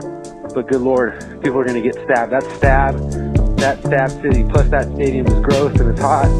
Thank God we never moved there and shared that stadium with those guys. So let's go in there and let's whoop some butt. Hopefully some of you that are going to plan to go in some road games this year want to come out to the 303 so I can show you guys a good time, and then definitely show my boy Kane where we can get some good cheeseburgers and some good wings, because we have some awesome, what we call gastropub food out here. So anyways, boys, this is short and sweet. Go Raiders. Let's kill the draft. Let's go. If we trade down, I definitely want to pick up Hurst somewhere in the back end of the first round, and it'd be great to get a running back in the third round and the corner in the second. Besides that, 303 is out. Yo, Kenny, Che, Kane, first time caller here is Ant, aka Raider from the 7. Just giving a call, looking at the schedule. Man, that first game, season opener, Monday night, Rams, man, it's gonna be lit, for real. Man, but Thursday night against Frisco, though, man, you already know the nation is gonna be in there full effect off top, man, you already know. Man, anticipated for this, man. Oh, man, can't even wait. Also, I wanted to mention, since about the food segment y'all had last week, I gotta tell y'all, if y'all going to Denver, any Raider fans going to Denver, check out Otra Vez, Otravez, Otra Vez in Denver. Fire, best chips and salsa I ever had. Fire. So if y'all going to Denver, I highly recommend going to Otra Vez. So, and out, Raider Nation, just win, baby. What's up, Nation? It's Juice. Kenny, Kane, Che, what's up, man? All the pillagers on the blog. What's really going on? Hey, I didn't know, I forgot that you guys were going to go live. I got to get that flag to you, bro, Kenny. Anyway, I was checking out the schedule. Guys, this draft is going to be very interesting, guys. Looking forward to this draft because the schedule, we're kind of out of excuses here. You know, it's pretty good. It really is. We open at home. There's no cross-country, back-to-back East Coast games, none of that madness. Even the London trip, I mean, although that does suck, sorry to the London nation, but, the game before that is, it's in LA. And so that's really not that difficult for us to pull off. In fact, it's kind of sort of a home game for us, really. And then, then it's the bye. And even the bye is, pretty much in the middle of the season, so that's good. 3 out of the 4 prime time games are all at home. And we got a bunch of them this year, so that's kind of cool. I had mentioned on the blog that, I used to, kind of worry about them being on prime time because, when they sucked, it was embarrassing. And right now, we have a legit chance of playing with anybody in the league. We might not beat everybody, but we're not going to be laughed off the field anymore. It's not going to be embarrassing anyways. So, that's good. At the end of the year, Cincinnati and Kansas City will be cold, but, what are we going to do, right? As far as that Thursday night in San Francisco or Santa Clara or whatever, that's a must win. For the people around here in the Bay Area, guys, the nation is literally a nation, so some people don't understand the weight of this thing, but around here, that's a must win. A couple years back when we played them at home, and we had only won 3 games all year, one of them was against the Niners, and I was at that game, and I went with a buddy of mine who just so happens to be a Niner fan. And, all I heard, we only won 3 games. So all we ever heard was, man, you guys suck. The Raiders suck. Yeah, we did. We did suck. But one of the games that we won was against you guys. So we owned that. And so the very last, battle of the day, the last one, it's like a walk-off home run here. We got to win this one. All right, guys. I'll catch you later. Can't wait for the draft. And as always, go Raiders. This is John, calling from NYC, New York, representing Raider Nation. Looked at the schedule. Schedule looked too bad. Looked like 10-6. Just need to play off, win the division, hope from there. Playoffs are great, Super Bowls even better. Play Nation for life, one love. Hey, what's happening, fellow pillagers? What's happening, Kenny, Che? What's cracking? First off, I got a few things to say. If you're going to talk about food on the Raider podcast, fine. But don't sit here and disgrace a good hamburger with the name of McDonald's. All y'all is tripping.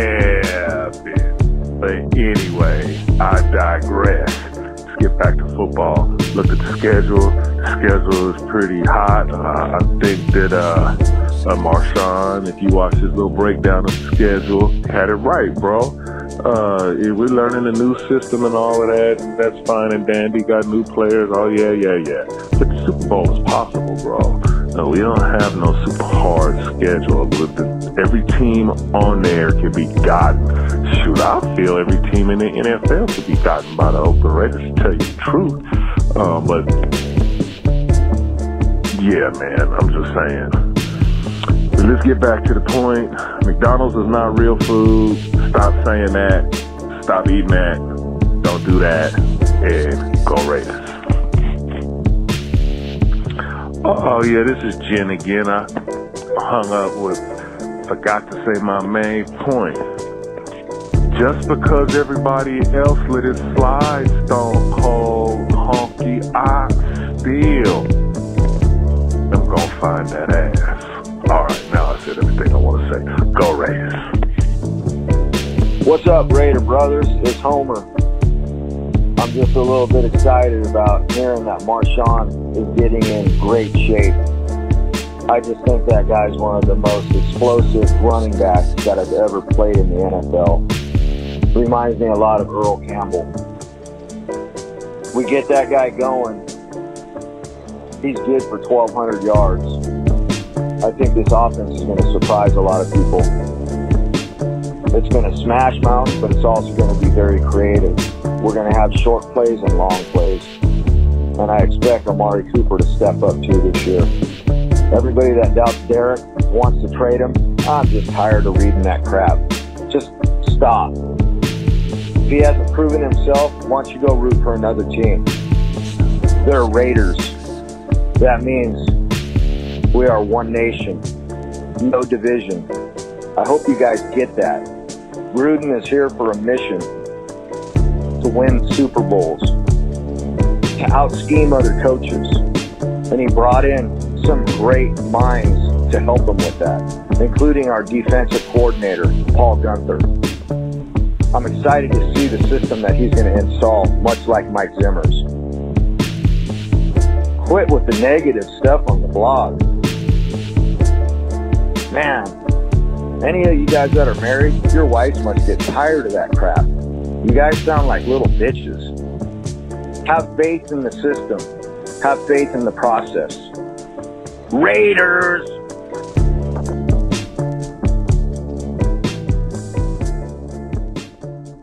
All right, and we're back. Yeah, so let's respond to some of these callers. Yeah. Yep. Ice cold honky coming in, ice cold. No, I will say that was a really good call by the honky. He, the guy knows his college football. For him, the first round is he could do that with his eyes closed. Yeah. And if he's saying Roquan Smith is a real deal, I'm going to believe ice cold honky. He doesn't watch a lot of NFL now because he's got opinions about the game and about the politics around the game. And this doesn't have anything to do with kneeling. This goes way back. But you talk to him about round 6 and 7, and he'll drop some serious names on you. Okay. So the guy really knows the draft. He's interested in where players go and where they end up according to their fit. And beyond that, that's kind of where he stops with the NFL. But he knows college football. And like I've said in the past, if I had the time, I would watch more college ball because I think in a lot of ways it's more exciting than the NFL. These guys are playing for their career. There's a lot of heart on the line. Of course, there's a lot of mismatched talent too, which leads to some high-scoring games and some crazy plays, and that's part of the fun. Yep. You know, the tradition, the size of some of those stadiums is absurd. The noise, the music, there's so much tradition in college football. It's pretty cool. Yeah. It's pretty cool. Yeah. But good take there by the Ice Cold Honky. Podunk wants us to talk pass rush. Marcus Davenport, Harold Landry, Bruce Irvin. Here's my thing on Davenport. The dude's a heavy hitter. The guy's a sure tackler for sure. He's a big load coming down, but I think he lacks agility. Mm-hmm. I think he needs space to get to top speed. He's a little slow for me off the snap. Not a guy that we're going to take in the first round. Not a guy I don't think we take in the second round. Too much of a project. We need a guy that can plug in and play right now. We're done with projects. I hope. Fingers crossed. I hope.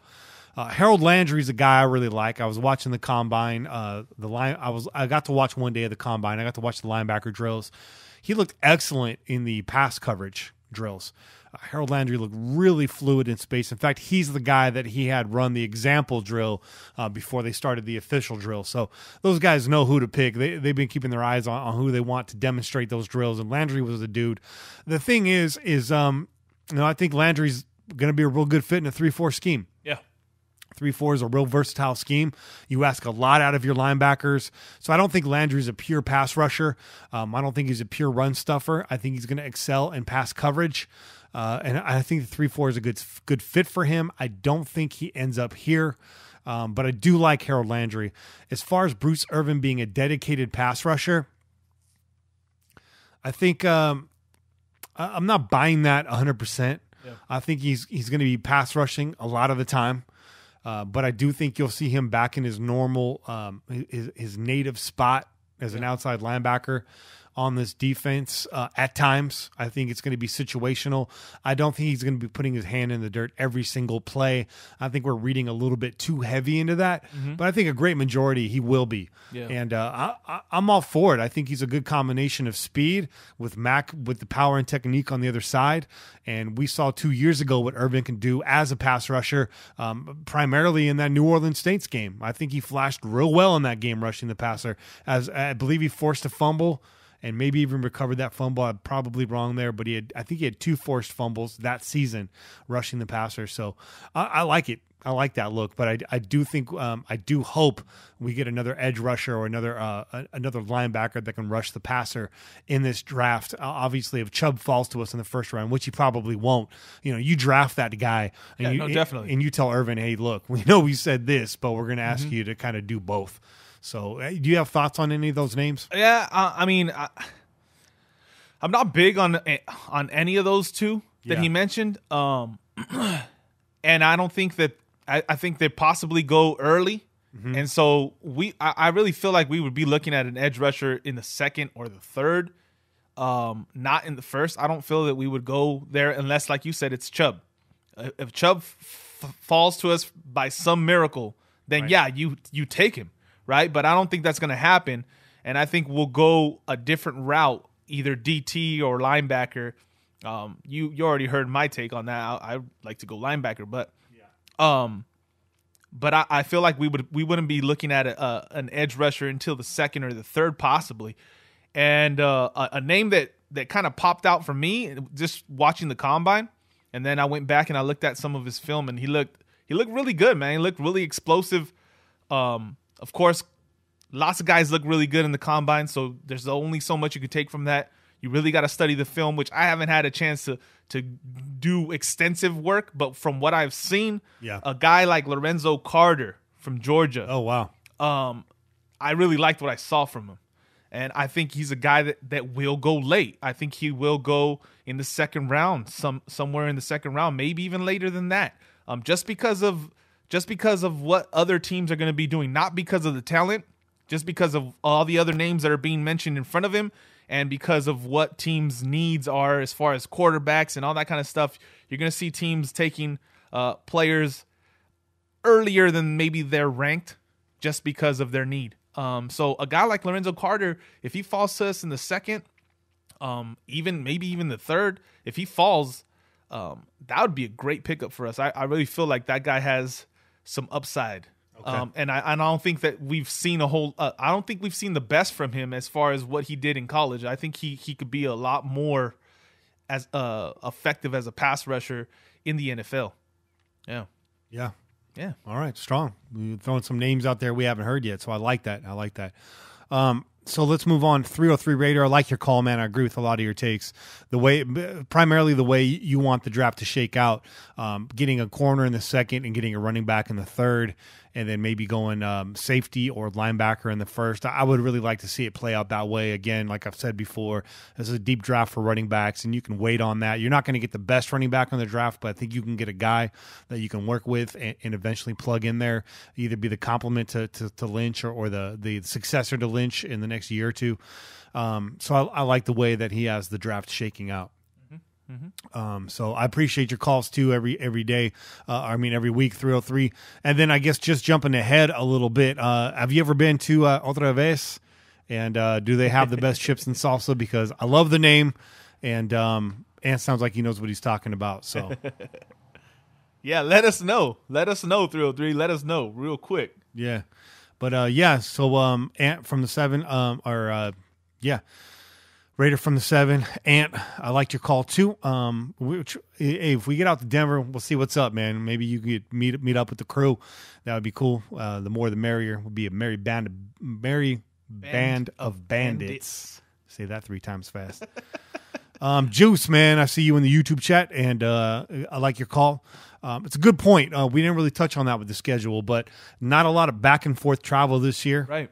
Which seems to be the trend with the Raiders schedule, and a lot less of that, which leans heavily in our favor. Yeah, I mean, we are traveling, but it's not back-to-back weeks or back and forth every other week, so that does play heavily into our favor. Yeah, I mean, the last 2 seasons we had probably the most miles out of every team. Yeah, in the NFL, in terms of travel. So, and it wasn't close. Yeah, it wasn't close. So you got to figure that's gonna pay some dividends to us in the form of rest, energy, and effectiveness on the field. Yeah. Yeah. John from New York City, welcome aboard, man. Appreciate the call. I'm glad you're listening to the podcast. Looking forward to more calls from you in the future, so shout out to you for show. Again, more schedule talk, and I think we covered that pretty well. So, Gent, man, always love your calls. I'm always crossing my fingers. Did Gent call in this week? He did. I texted him earlier and he get back to me. He's probably busy again. Another hardworking guy, another family guy, good friend of mine. Basically family there. We go way back to high school. So, Gent, man, yeah, you're right. McDonald's, all said and done, is trash. Yeah. But it has a taste that people crave. It's addictive. Yeah. By no means did we say that McDonald's food is fire, bro. No way. Not at all. Nah. But there's always some reason why you end up grabbing some McDonald's. Usually you're inebriated. What I get mad at is when people feed their kids that on a regular basis. Yeah. You know? I don't like that at all. I feel like you should get CPS called on you, man.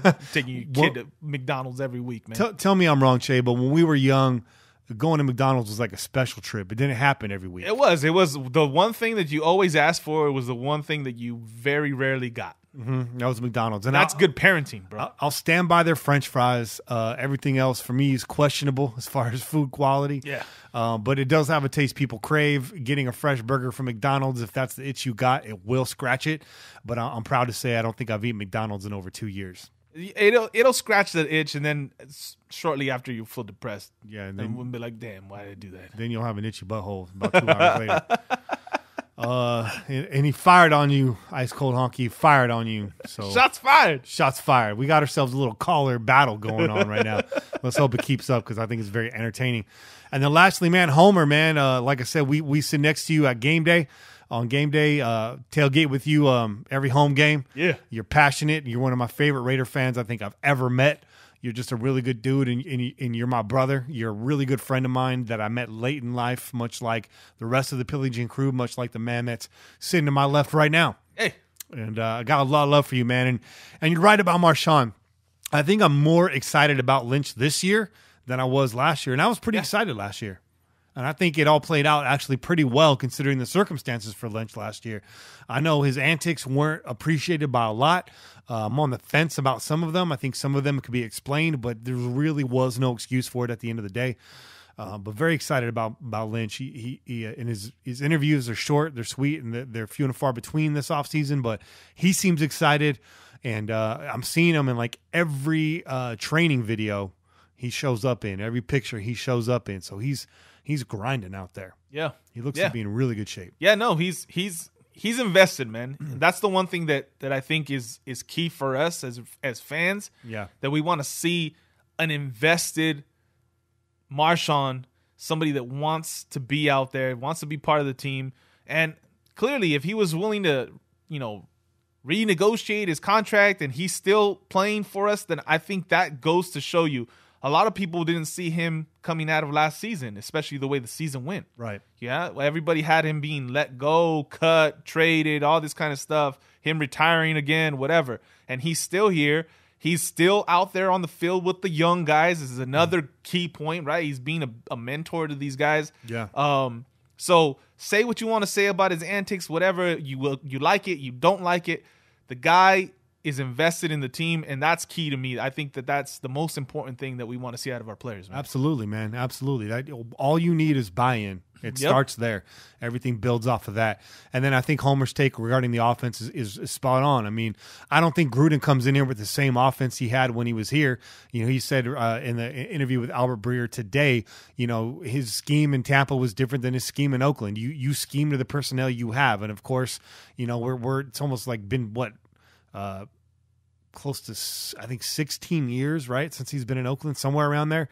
So it's going to be different, but it's going to be a mix. The one thing that Gruden likes to do is keep offenses off balance.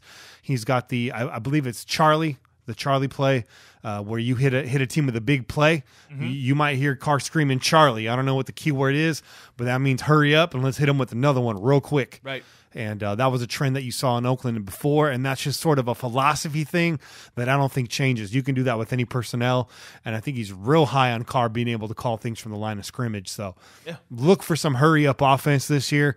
Look for him to catch teams by surprise, and look for the same thing on the defense. I think that PG and JG complement each other well on both sides of the ball in that regard. Yeah. Hey, what were we begging for last season, man? We were begging for some no huddle. We were begging for some 2-minute. We were begging for them to do some hurry up offense. And we know that Gruden has had a lot of success with that. Gannon used to go no huddle all the time, bro. Yeah. So if that's the same, if we get similar offense in those terms, obviously terminology is going to be different. They're going to be trying some new things. Yeah. But in terms of that, I think that's also key to what he said, right? When he said we're going to take it back. We're going to take it back to 98. We're going to take it back to 99. Like, people wanted to jump down his throat and say, like, what? Yeah, You're living in the past, bro. No, he's talking about, like, we got to change up. We got to pick up the pace. We got to want this a little bit more. Play a little bit tougher, beat people up, get in their face mask. That's what he's talking about. Yeah. He's not talking about trying to relive the past, trying to do things exactly the same as before. Come on now, people. He's talking about throwback, hard-nosed football. And it sounds funny to say 98 was throwback. I think like the 70s is throwback.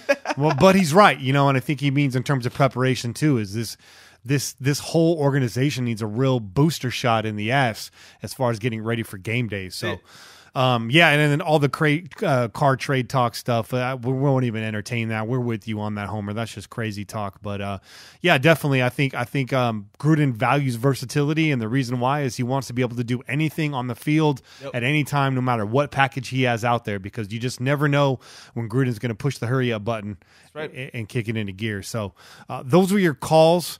We're going to do I See You, and then we're going to run the interview with Phil. And then we're going to come back and we'll do our shout outs and then we'll be out of here. So I See You is going to be kind of a double thing. So it's I See You. I see you. Thank you, sir. I'm going to go ahead and let the YouTube chatters fire some comments at us. And this is going to be kind of how the segment goes from now on. So I encourage you guys to get involved in the live stream. If you're on there right now, go ahead and send us some questions. While we wait for your questions to roll in, I also wanted to shine a spotlight on Phil Villapiano and his campaign. So I do believe he won Jersey Shore Sportsman. All-time sportsman or sportsman of the decade, or I don't know what the category was, but basically it was a spotlight on athletes coming out of Jersey, and he won that just the other night, I believe. And the next campaign he's involved in is the Hall of Fame. So he's just been informed that he's going to be a part of the candidates of the 2019 Hall of Fame class. So if you want to get involved in that, take to Twitter, follow Villapiano. That's his daughter that runs that account. She's a real awesome woman. She's the one that helped me get this interview. We worked on it for about 2 months before I was able to land it, which is why Kane's not in here for that and Shay's not in here for that, is because I had to pre-record that early on Monday because it's the only time I can get him. So luckily the stars aligned. I had my week off and it was meant to be on that day. We were going to hold this for a draft day special interview, but with Malik canceling, we run that this week. And again, stars aligning. I think it's actually a good. It's perfect, man. Good compliment to tonight's show. So I just wanted to highlight that. There's also a Facebook page for those of you still on Facebook. Just search Villapiano. There's a Facebook page for him. Of course, his nickname Foo. You can throw that in your search field too, and find the Facebook page, follow it, share it, and let's push to get this man into the Hall of Fame. Definitely. And Tom Flores too, man. All of them, man. Yeah. Come on now. Well, those are the two my eyes are set on right now. Yes. And then I think next up to bat after that's got to be, for me, Jim Plunkett. Of course. My favorite Raider growing up. Come on now. 2 Super Bowls. Yeah. So got to get Flores and Plunkett in there. Got to get some Latinos in the Hall of Fame. So let's see if you guys got any questions here. Daniel Daniel Garcia asks, Dan78 asks, will we be surprised if we go offense at 10? And if we do, who is the pick? I'll be mildly surprised, Dan. Mildly only because we know Gruden is a factor. And, so I think that's to be not expected, but I wouldn't be shocked. We had Stephen Michaels on here, and he said, don't be shocked if the Raiders throw a curveball and Gruden goes offense in the first round. At 10, I would think that the pick would have to be Calvin Ridley. I know McGlinchey is in there as an offensive lineman, but not at 10. Yeah. McGlinchey's a first-round pick if we trade back. And then, of course, there's Geis, right? Mm-hmm. Do you disagree, or do you have different thoughts on that? No, I don't disagree. I think you can't be surprised because as Raider fans, the typical or the expected never happens. Yeah. So from that standpoint, you can't be surprised if we go offense. Right. We're all expecting defense or whatever, cornerback, DT, linebacker, and they go wide receiver. That wouldn't be that shocking. But it's like you said, it depends on who's there, who's available. Yeah. I feel like there's fewer names that you would take at 10 from the offensive side of the ball. Yeah, it's a good way to put it. Then there is defensive guys. So that's why I have to lean towards the defense. But you never know, man. You never know. So Dan78 also asked, he asked a couple more questions. I want to pick one out of the two. He asked, who's the best DT, Vita Vea or Hurst? Well, Dan, it really depends on what you're looking for. I think Hurst is the 3-technique guy that we need. I think Vea is a 1 guy. I think he's got a great bull rush. I think he's powerful. Like I said, I don't think that power is going to look as dominating as it did in the NCAA, but I still think he gets push, but he's not the type of player we're looking for. So if we go DT, I'd rather us get Hurst. I think he's a little bit more well-rounded. I think he offers more explosiveness off the snap. I mean, the guy's speed off the snap is incredible. So for me, I'm a Hurst guy. I was high on Vea for about 15 minutes, but the more and more I looked at it, the more I thought about it. I think Maurice Hurst is the better of the two guys in terms of fit. I think Vea will have an impact for a team. It just won't be the Oakland Raiders. Yeah. D-Boy asks, how far back would be too far if the Raiders trade back? We should stay in the teens. I like 15, 16. Don't get back into the 20s. Yeah. That's too far back, yeah. Yeah. I feel like if you're trading back into the 20s, especially late 20s or whatever, maybe you might as well just trade all the way back in the second round. Right. I at that spot, I like to trade with Buffalo and possibly getting 2 first-rounders there, but that's not going to happen. So I would probably stay in the teens. You just get back a little bit more if the guy you want is on the board and there's a few guys there ahead of him and you're looking at need of the other teams around you, you trade back a little bit, maybe pick up another second rounder, another third rounder, kind of beef up there in the mid round. And then, you still get your guy in the first. I don't want us to trade back to get a guy that we're reaching on. I'd rather us trade back to get the guy that we want originally, who now the way things have played out, he's going to fall all there. So Right. there's a lot of trade back talk going on the last 2 weeks, and I kind of hope we don't do it because I said it when this all started. 10 is just a fantastic spot to be at. You're basically gonna have your pick of the litter, man. You're going to get a top 5 defensive player. Yeah. With the 3 to 4 quarterbacks are going to go up there in the top 5, top 10. We're sitting real pretty at 10. So, if you got to reach and get a guy at 10 that might drop to 15, but you can't get a trade, I'm not mad at that. We reached on Carl Joseph. He's yet to rise to that full potential, but I'm still a Carl Joseph fan. Still a fan of that pick. So, there's a chance that a guy like Chubb might be there. There's a guy chance that Derwin James might be there. Now, those are long shots, but the crazy things happen on draft day. So, Yep. I say stand pat, but if you're going to trade back, don't trade back too far. Trade back, get a little bit of value in the mid rounds, and get the guy that you were targeting all along. Yeah, no, I have to agree. Don't settle. Don't compromise. Keep your eyes on the prize. And that's all gonna come draft day, man. Like that's not something that's gonna come before this draft starts or anything like that. If they do decide to trade back, it's gonna be as the draft starts to come together, and they start to see, there's like a handful of guys that we would take at 10 that are still gonna be there, 14, 15, somewhere in those areas wherever they might trade back to. So then that's when you might see that. But like you said, man, 10 it's a great spot to be in because, like you said, you can just which one do I want? Surprised we didn't get any CJ Anderson questions. He's going to Miami, by the way. Write that down.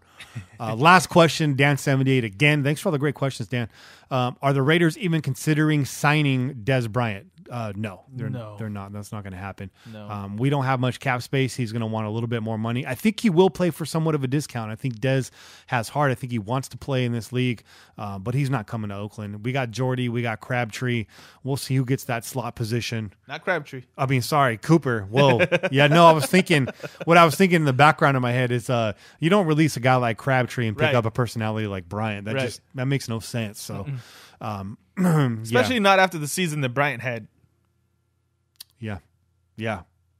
Wouldn't be improvement. Be improvement. That's an expensive gamble, and that's not going to happen. So, that's a good segment. I think we're going to keep doing that next week. Hopefully, we get even more viewers next week in the live thing, just for some diversity. Hope all you guys come back too. We got our little gang now here joining us. It feels like they're in the room with us. Yeah, it's not so lonely up here, Che. Yeah. It's good to have some company with us. So this is fun. We never feel lonely though. No, we're good friends. We have a good time up here. Yeah, we do. But no Romo. We have a good time. No Romo. But it's fun. It's fun. We really value the interaction with the fans. Again, if you're on Twitter, and you at me and you ask me a question or you make a comment, I'm going to respond to you almost every single time. So Che too, didn't mention that earlier. I think we mentioned it off the air. So now that we're on the air, you're part of the Twitter village now. Yeah, I'm on there now. How do people find you on Twitter? At me at Che_PJ4F. Easy. That's easy, man. Real simple. And then, and if you can't find it that way for whatever reason, just go to my follows and or who I'm following. You'll find them in there. Also follow Kane at KaneMT6. Couldn't be here tonight. I hope he's all right. I hope he's doing okay. My thoughts go out to you. Hopefully it's just, you're just tired, man. And if you're getting that rest, good, because you need it. I know you're out there hustling. And follow at Raiders Unsung. That's our boy Chase. He is an official statistician of the Oakland Raiders. So during home games, Chase is up there in the booth. So when you hear him on the show, or you're reading his articles, or you're following him on Twitter, he knows what he's talking about. He's a good guy, great personality, very affable. And surprisingly, he doesn't have many followers. He's been on there for a little while now. Please go follow our guy, Raiders Unsung. Please, I ask you guys like once a week to go follow him. Please do that. He does tweet out his video breakdowns, which are very entertaining.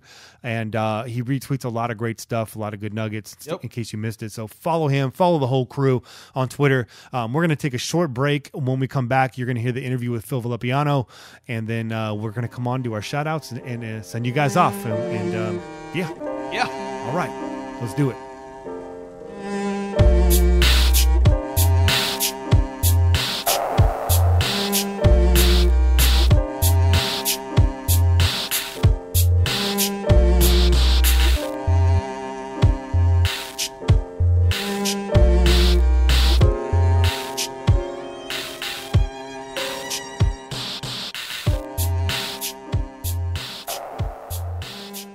All right, Raider Nation, welcome to the show. Brooklyn-born, Jersey-bred, 2-time All-NFL, 4-time All-AFC, 4-time Pro Bowler, and 2019 NFL Hall of Fame candidate, Phil Villapiano. Welcome to the show, Phil. How are you doing today? I'm doing very good. Everything is wonderful. Just back here in Jersey, and we got through with another monsoon, freezing cold. The winter won't get over with, and I want to play golf. Besides that, everything is wonderful. If there's anyone that can endure a cold Jersey spring, it's you. It is crazy back here, man. We just can't break this. But I feel like I just sent a message to a friend of mine a few minutes ago and said, maybe this weekend.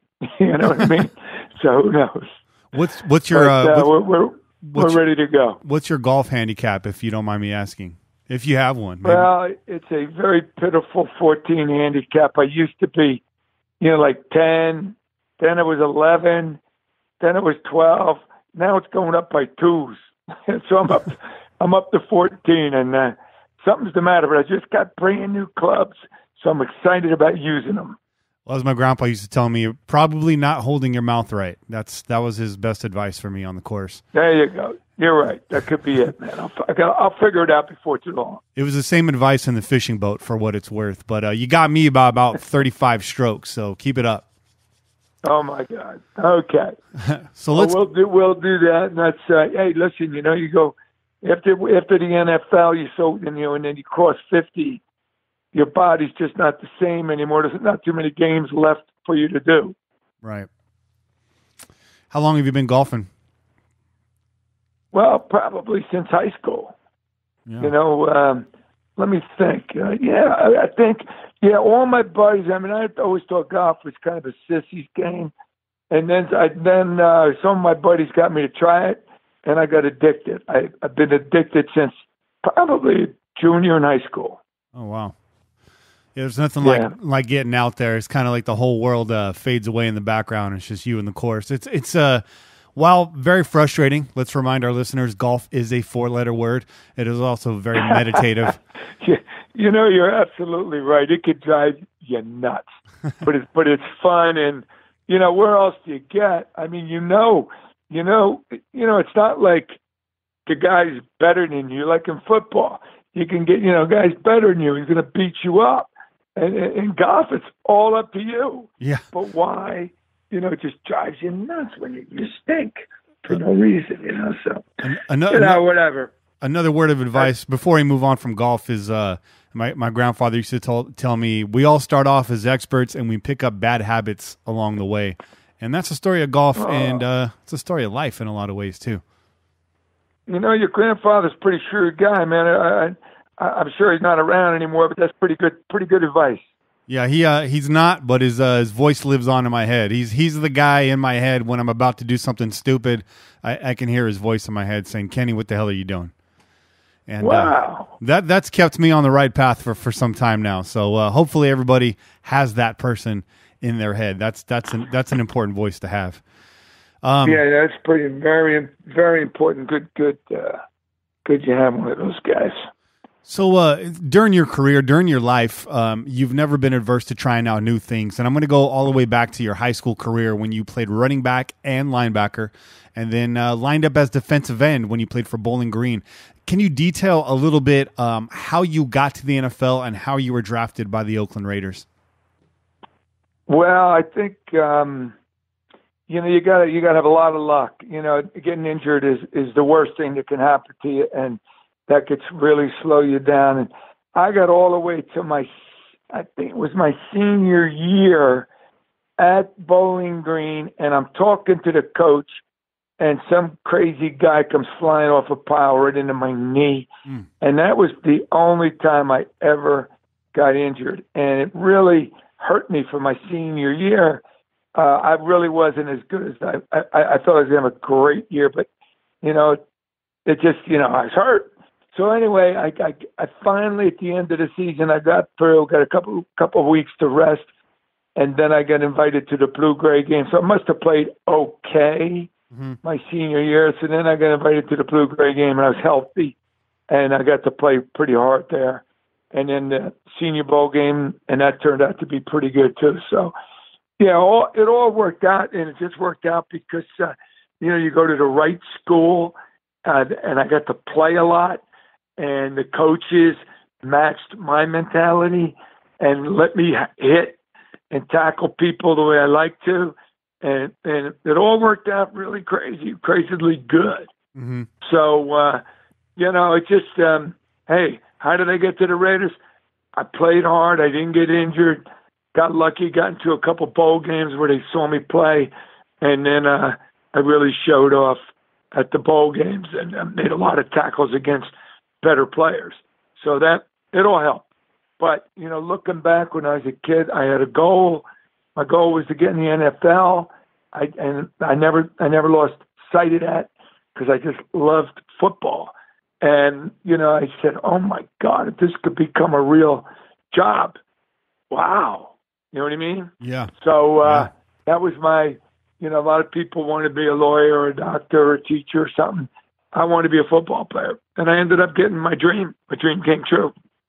So listen up, kids. If you got a goal in life and you got your heart set on something, don't move the target. Just keep it right deadlocked on the center of that and push through. Because Phil's definitely a guy that shows you that dreams can happen if you work hard enough. But that's the key right there, is working hard. Now, you're from the Jersey area. When you were drafted by the Raiders at that time, were you surprised? Were you hoping to be drafted by another club? Were you a fan of a different team prior to that? What was kind of the feeling that went through your head when you got drafted to the Silver and Black?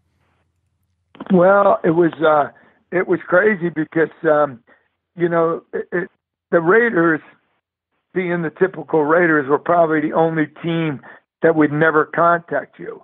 Like, I got letters from the Dallas Cowboys every day.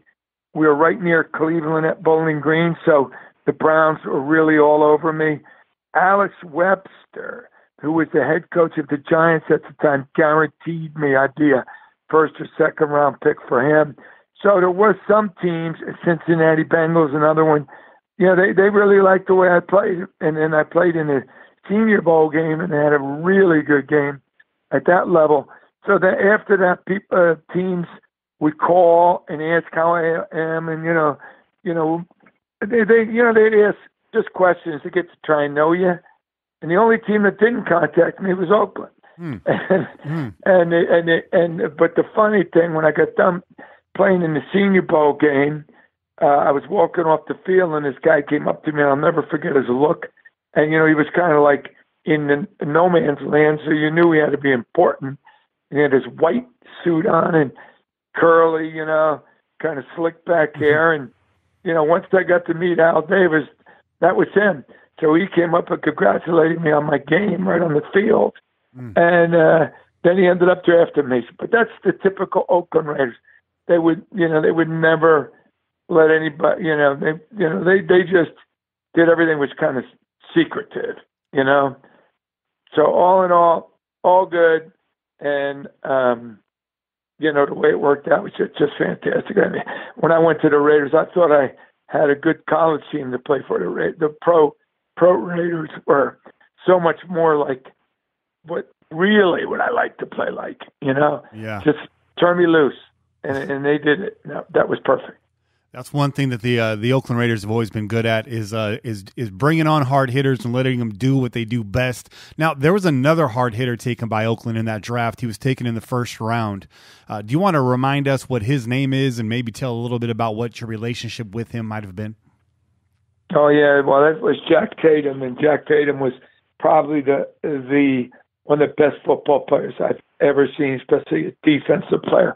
He could play pretty much anywhere he wanted to play. And he was just that tough. But, just to let your listeners know, Jack played behind me. So, not behind me behind me on the field as a safety. So, us guys up front usually take the first hit. But you always could tell when Jack Tatum came in and cleaned up. We're getting back to golf a little, Kenny. Like when he hit the golf ball right in the middle of the club, it sounds a certain way. Jack Tatum hit you, it sounded a certain way. Wow. It was a solid direct hit every time. And the players, our opponents felt it. And they didn't want Tate coming up and cleaning it up because he'll knock your head off. Yeah, and great player, very, very pro, then, just a great pro and fit the Raider mold as well as anybody ever did. And everybody in Oakland loved him and loved to watch him play and loved to see him hit. And I really felt so sorry for him when he, hit Darryl Stingley and caused the injury. But, it wasn't his fault. It was just a total fluke. Hit him at the right place at the right time, and Darryl broke his neck, which is so sad. Very sad. And very sad. But Jack took the blame for it. Now, it just was no good for anybody. And there was a ton harder hits than that one, but that one just happened to be the one that broke Darryl's neck, and it's a shame. Absolutely devastating in many regards. But, you guys in that era, that 70s Raiders era, leading all the way up to the 76 Super Bowl team and beyond, you guys had a reputation for being a real punishing crew. Did that rep only exist amongst fans? Was that mystique just amongst fans, or were other teams aware of this? How did that manifest itself on the field? Did you notice an intimidation factor there? Well, not in the beginning. When in 1971, we actually started 3 rookies: Horace Jones, Jack Tatum, and myself. The defense was definitely nobody was afraid of the Raider defense in 1971.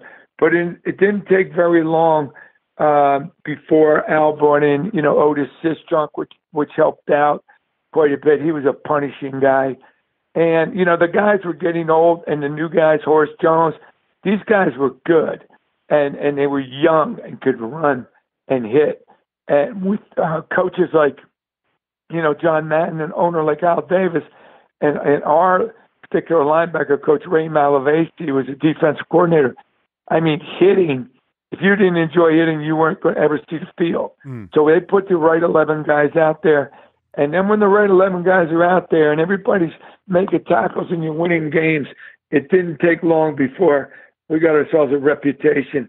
But 3 or 4 years later, when the same guys we were all growing up, we were all getting tougher and we were all getting smarter. It became a real force, and it was fun to be on that defense. And I like to tell stories that, I would be dropping back in coverage, and a quarterback, I don't know what he was looking at, he'd throw a perfect strike right to me. And I always thought that was because, he just wanted to get off the field. They didn't want to be out there against our defense too much longer because, the receivers were getting beat up, the runners were getting beat up, the quarterback, we were coming after you every play.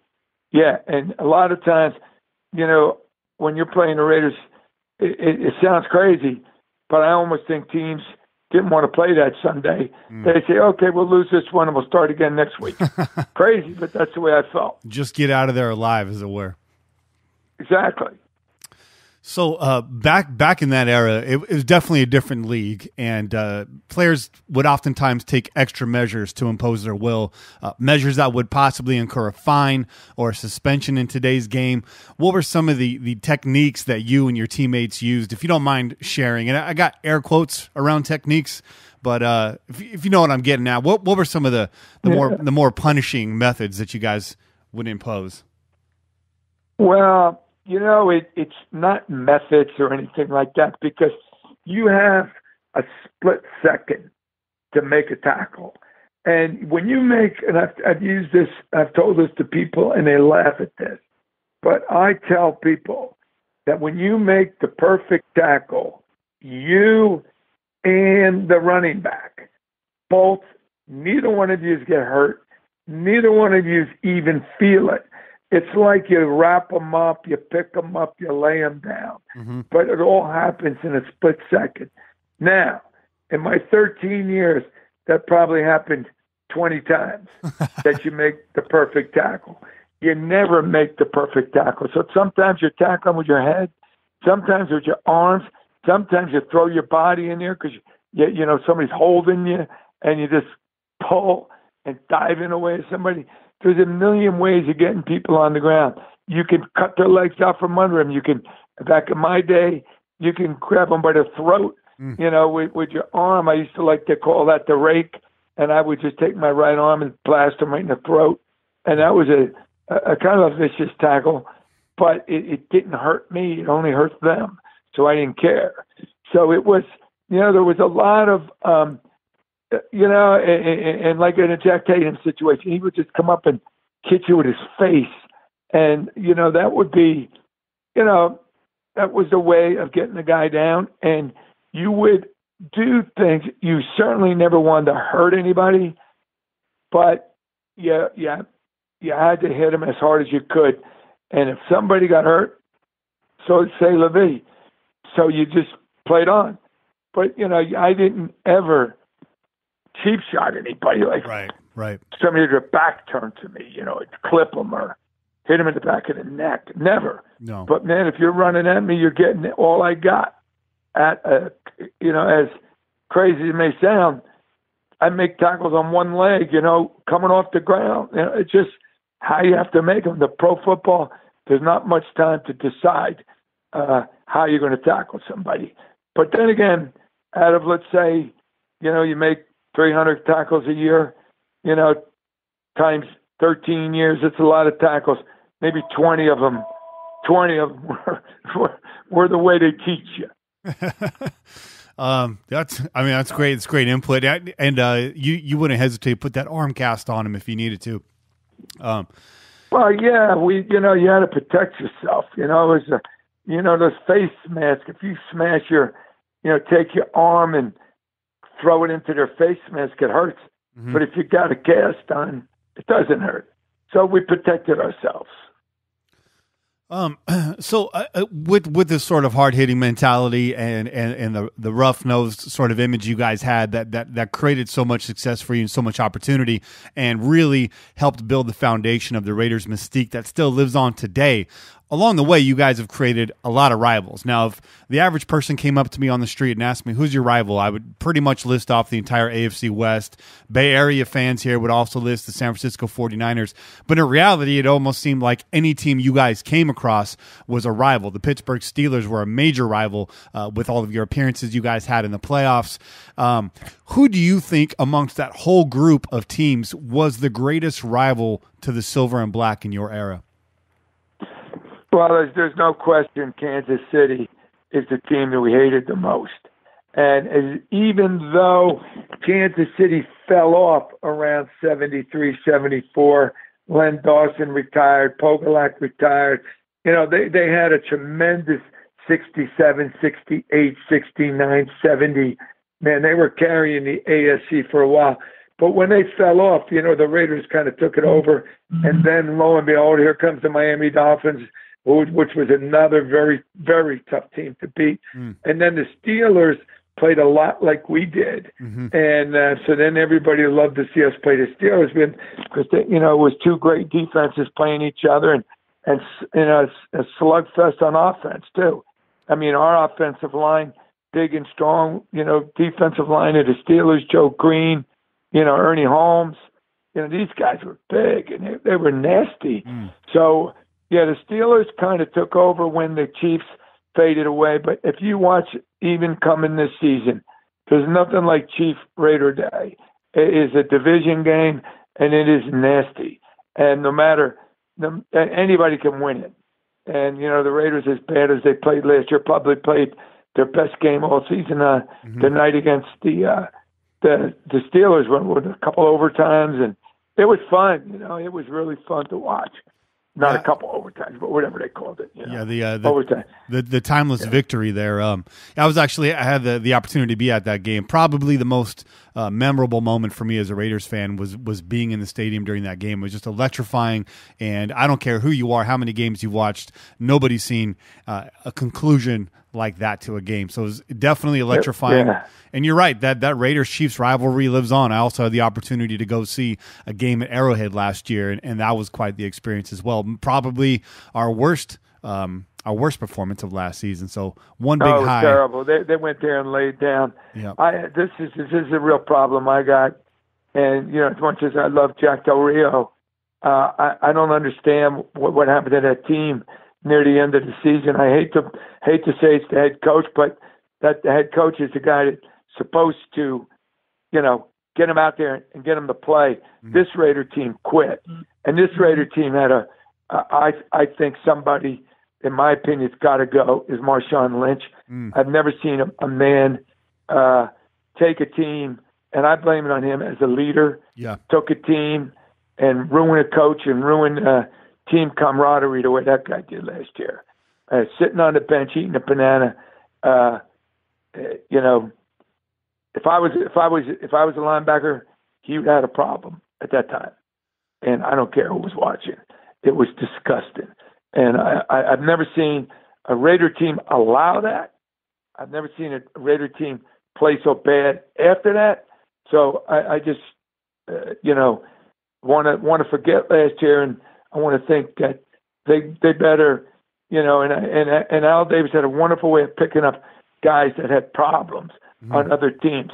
And it was obvious Marshawn Lynch had a problem, and it was a great runner. But man, don't come to the Raiders and bring your problems. Come and be thankful you're in the NFL. Be thankful you're getting the ball, and be thankful you're wearing a silver and black. Absolutely. And absolutely. all of that went wrong. Yeah, Marshawn, definitely a polarizing figure. There's potential in there, but I think a lot of what you say is true. He's got to know what his role is in terms of the club. It's not the Marshawn Lynch show. It's the silver and black show, and that's the way it's always been in Oakland. That's the way it needs to remain in Oakland for the time being. Compare and contrast, possibly, if you can. You had a few different head coaches during your time over there, a couple different guys. Obviously, Al Davis always at the helm during your time there. What were some of the things that coaches would do to help you guys motivate, to bring that band of misfits together? A lot of cast-offs on that team, a lot of farm talent on that team as well. But what is it that made it all stick together? What was the glue on that team? Well, Kenny, so I did 9 under John Madden. No, 8 under John, 1 under Tom Flores. Right. So I really think that Coach Madden and Tom learned from John. So they went on and won 2 more Super Bowls under Tom. Mm-hmm. And it was all the same, though. It started right at the top with Al Davis with his, his just win, baby attitude. That's all we thought about. That's all we cared about. And our coaches never bothered us with any trivial bullshit. It was only the big stuff. So when they lay the big stuff on you and you haven't been bothered, and there was no a boy cries wolf with the Raiders. If they told you something, it's time to do it. And if not, you were probably gone. Mm-hmm. I love the way the Raiders would prepare us guys. We were prepared. We knew we went into the game, and we knew exactly what the other team was going to do. And that's what the coaches in the NFL are for, to prepare you for the game. So when you're totally confident that you're prepared, and you're totally confident that your 11's better than their 11, you're probably going to win most of the games. And, we got tricked a few times. I never forget that Jack Patera, coach for the Seattle Seahawks, he came down to Oakland one time. I think he faked every punt and every field goal, and he was having a good time out there.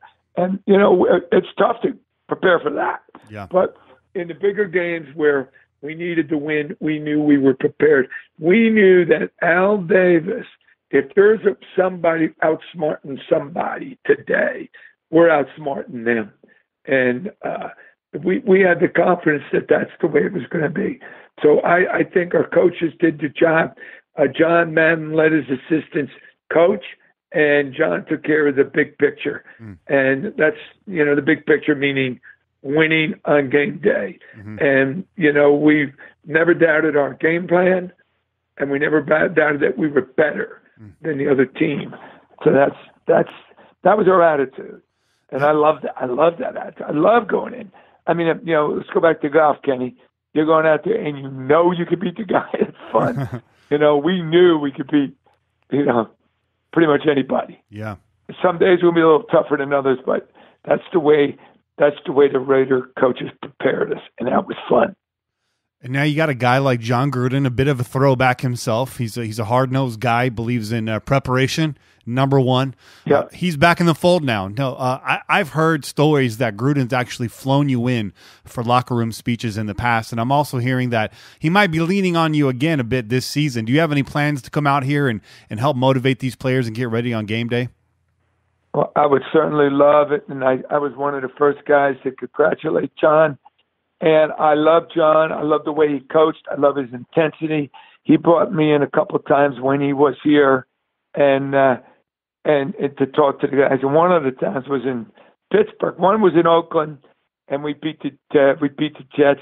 And then one was in Pittsburgh where we needed a win late in the season. We had that goofy quarterback back there, and I guess it was before. Must have been before. Oh my God, I'm drawing a blank. What was his name? It's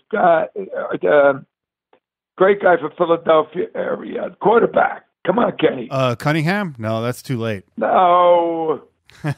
See how we forget. But anyway, him and I'll never forget. Great player. Played Roman Gabriel. No. Oakland Raiders. Oh, you're talking about Oakland Raiders. Yes. Jim Plunkett. No, before Plunk. Oh, wow. Before the big jerk. The guy we got from LSU. Yeah. Yeah, before him. It don't matter. I'll think of it. I'm sure you're going to have a lot of guys calling you. But anyway, I mean, I loved when John was there. He had a good team, not a great team, but I think he made that team better. And they played in some great games. He got screwed a little bit, but that's okay. I would love to come back out there and get more friendly with the Raiders again. There's a time, when you retire from the NFL, there's a time, especially in our world, when you had to work. Mm-hmm. And now, I work, but I don't have to work as hard. So I can make some time for the Raiders if they want me. Absolutely. Are you excited about the return of John Gruden? Rich Gannon. Yeah. Gannon, Richie Gannon. Come on. Yeah. Right? Okay. I was thinking of a different era, but yeah, definitely. Yeah, see how many years have gone by. Yeah. Yeah. Isn't that crazy? It is. It flies by too. It doesn't slow down, does it? No, it doesn't. And it really doesn't. And I hate to say it, but man, like a week's to me, like a day used to be. Mm-hmm. And I hate that. Yeah. There's not enough hours in the day. Unfortunately, I'm always balancing things. I'm glad that we can make time today because I know we've been working on this for some time now. So, good. I'm glad. Hey, Kenny, I'm glad you called. What do you call your show? It's kind of crazy name. Yeah, the Pillaging Podcast. We took that from the autumn wind. Pillaging just for fun. It's the name. Yes, that's beautiful. And that's what we do. Pillaging Podcast. My daughter told me, Dad, you're going to be on the Pillaging Podcast. I said, whoa, I like that name. A couple more questions for you here, actually. Now, the league's changed quite a bit, but are there any players in the league currently or even on this team that you feel would fit in well during your era? Oh, man, there's a bunch of guys out there. And, I'm not familiar with all the players on all the teams, but sometimes when I watch these guys play, some afternoon, I'll take that, 3 or 4 of those Eagle defensive linemen right now. I won't know any of their names, but boy, did they play some game in the Super Bowl. And I made my predictions, and I bet on the Eagles because of their defense. They played beautiful. And, and I also want to give the Eagle head coaches and coordinators tons of credit because there was only one way to beat the Patriots, and that was do what they did. They just kept coming and coming and coming. Yeah. So, they called a great game, and even on offense for the what's his name, Pedersen, I think that coach, to call that pass to the quarterback, on a 4th down when you think you got to get points. what a major play that was. I was rooting. I'm an Eagle fan, even though I will never go to Philly and watch another game because I wore my silver and black one day, me and my son, and we got abused. So I will never go back. I vowed that for the rest of my life. Yeah. But I am an Eagle fan. I'm an Eagle player fan because they played, and coaches fan. They played a beautiful Super Bowl, and their whole stretch drive, beating up the the Falcons, beating up the Vikings. Whoa, I loved them. And then, so we'll talk about players. Cleo Mack, I love him with the Raiders. I love the running back down there with the kid from Alabama that's playing for, or is he from Ohio State, playing for the Los Angeles Rams. I love to see that kid play. Yeah. What's his name when he starts with a G? Gurley, Todd Gurley. Woo! Yeah. Man, and I love Julio Jones. Throw him the ball. I love the San Diego big wide receiver. Throw him the ball. Mm-hmm. I got a little problem right now with Amari Cooper. I mean, if he's got to start catching the ball on third down. Yeah. A big part of the Raiders, not playing well last year was, dropping the ball on third down. You can't do that. You got Derek Carr. You work, you get open. You got Carr delivering the ball right to you. You got to catch the ball. That's the NFL. There's no room for drops. Maybe one drop a season on third down. Yeah. That's it. Yep. And when Freddie Blunikoff was coaching there wasn't many drops. I mean, I may have to, find out who's coaching our receivers, and they got to do something about that. But I'm sure John Gruden will take care of that because that's the type of guy he is. Yeah, you like John Gruden, don't you? I love John Gruden. I just can't wait. I can't wait to see that face, that intensity. He's my man. That's football. Yeah. That's football. I love it. So again, kind of leaning into this topic, the NFL has changed quite a bit. In your opinion, what's helping the league and the players involved, and what's hurting the league? Well, I think the league has evolved into a passing game, mm-hmm. and that's fine by me. There's always room for a Gurley in a running game, to keep everybody honest. But you better score. So, and scoring, I think is kind of pretty. The guys catching the ball. And the guy in New York, I think there's a guy that I'd like to knock his head off if I was ever playing now. But, and I want to say the kid can catch unbelievable. Mm-hmm. But, be a pro. Don't be a jerk. Right. I loved it when he hit the kicking thing and it came back and hit him in the face. I wish he'd have knocked out his teeth. That was great. Yeah, that would have served him right. But, don't be a jerk. Be a pro. Mm-hmm. But the way the league has evolved into this passing league is fine. So now you got to figure out how to stop it. That's more good defense. So good offense, good defense. I really like the league. I like, I liked how, they stretched it out into, really 18 games now with the bye weeks and all that. I love they're going international. Mm-hmm. I love the Mexican Raider Nation. That's so beautiful. Mm-hmm. I love the, and they go over to Europe and the Raiders, I think, go to London this year. Yeah. They'll pack the stadium because we get the nations everywhere. Absolutely. And so I really, really think, Commissioner Goodell has done a wonderful job with making this league bigger and stronger than it ever was before. The people want to be entertained. They want to see a nasty, tough, rough game, but nobody wants to see anybody die. Right. So I think the rules. The rules. It's going to be tough for the guys to play. It's going to be tough for the referees to referee. Mm-hmm. But guess what? Football is nasty. Yeah. And when you're on the field and every down you're smashing your body into somebody, mm-hmm. that takes a toll. So don't think, and I laugh when people say, hey, Phil, you couldn't play today because you have to put a skirt on the quarterback. I'm like, that is just so stupid for anybody to say that. It is a nasty game. It is, it's only cut out for a few. And then like the Marines in a way, the few, the proud. Yeah. And my opinion on CTE, everybody's worrying about the brains. Okay. I think, if you are susceptible to concussions, I think you probably shouldn't be on the field. Football's not for everybody. And if you are on the field and all the studying that's going on is correct, and you could get CTE because if you get concussions, get away, baby. Yeah. Your first one, and maybe you got two in you, but after that you're susceptible. And if all the studies are right, you don't belong on a football field. Right. I can only use myself for an example. I don't get concussions. I love to hit with my head, and it feels good when I hit with my head.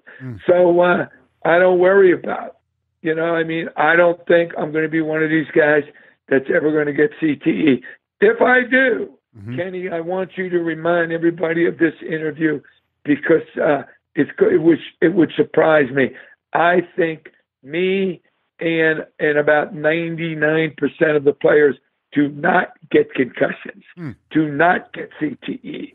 I think that the way that everything is skewed or whatever the word is because the guys that are dying, and they're dying like my good buddy Kenny Stabler.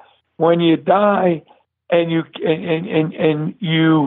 can't, and you're showing signs of CTE, then you're probably going to have 100% of the guys in the NFL got it. But there's a lot of guys dying that don't have it. Yeah. Yeah. And they don't examine their brains. I have donated my brain. I hope I'm the first guy that they cut open and they say, hey man, this guy doesn't have it. Yeah. Or maybe I got a bunch of black spots in there from having too many Heinekens or from just general wear and tear. And so the moms that come up to me, I'm all for starting hitting football, hitting in high school and being coached not to use your head as a battering ram. Right. So play flag football and be taught the proper technique. I think we're going to be okay. Yeah, I've been saying that too. If we can try to limit the contact early on and get these guys the fundamentals, and then when they get to an age where they can make a decision for themselves, do I want to put my body out there? Am I cut out for this? As you said, then they can. I have no problem with that approach to the game at all. Let's shift gears for a second. And you have my word. I will keep your message alive if that were to ever happen. But you seem sharp as a tack, Phil, and I don't see that being an issue. So I got faith. Yeah, I don't know. I'm 69. Give me another 20. Give me another 20, and then they could take my brain out when I'm alive, and then we could all look at it. Oh man. Let's shift gears a little bit. I wanted to focus on a story that came out, I believe it was last year, was the first time I read it. And it was a story about your relationship with a gentleman named Mitch Ulrich, if I'm saying that right.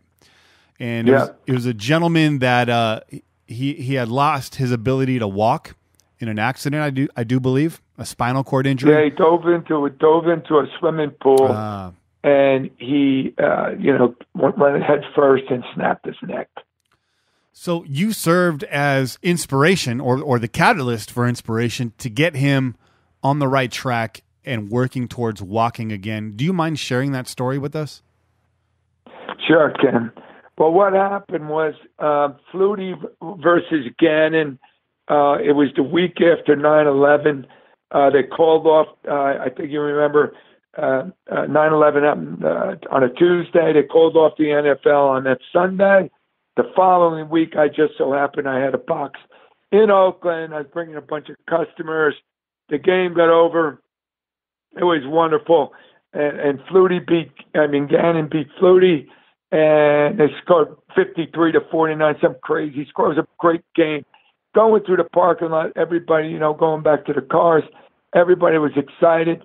and but my group needed another beer, so we stopped by these tailgaters, and there was this guy sitting in a wheelchair, and he had all the paint on, and I think he had a Lyle Alzado jersey on, and I looked down and I said, what happened? And at this time, I just learned from my friend Conrad Dobler, whose wife fell off a hammock, and she got spun around on a hammock and went down on her face, and she broke her neck.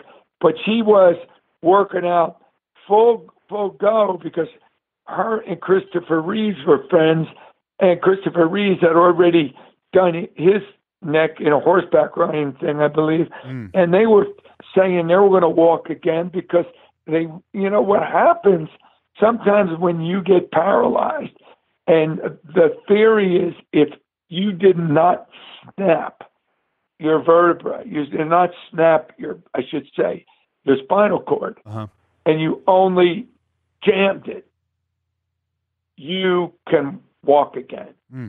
So I heard that from Joy Dobler, who heard it from Christopher Reeve, and I see this guy, and I said, oh, you must have snapped your spinal cord. And he goes, no, I didn't. I said, well, then why are you in that wheelchair? Don't you know you can walk again? And he looked at me and he goes, yeah, I do. I said, well, get up. And he looked at me and he goes, I can't. I said, you just told me you can, if you didn't snap your spinal cord, you can walk again. Get up. And he pushed up with his arms. He was paralyzed from his waist down. And I could see that the bottom of his body, I don't know, it's been a few years, was just jelly. So I said, sorry, sit down. I said, I just want to tell you that you can walk again if you work hard like a Raider. You got the outfit on. You got the war paint on your face. If you're a real Raider, you'll work out. Look at these two beautiful children on your arms here. Don't you want to walk for them? He goes, yeah, I do. And he had his buddies standing around now. And I looked at his buddy. I said, is this guy bullshit artist or is he for real? And this guy named John, Big John, looked down and said, this guy's for real as you'll ever meet. If he says he'll do it, he'll do it. I said, will you work out like a Raider every day, 3 times a day? Will you quit your job and work out like a Raider every day, 3 times a day? He says, I'll do it. I said, John, will he do it? He says, he'll do it. I said, John, will you be his coach? He says, I'll be his coach. So I slid my Super Bowl ring off. I said, give me your hand.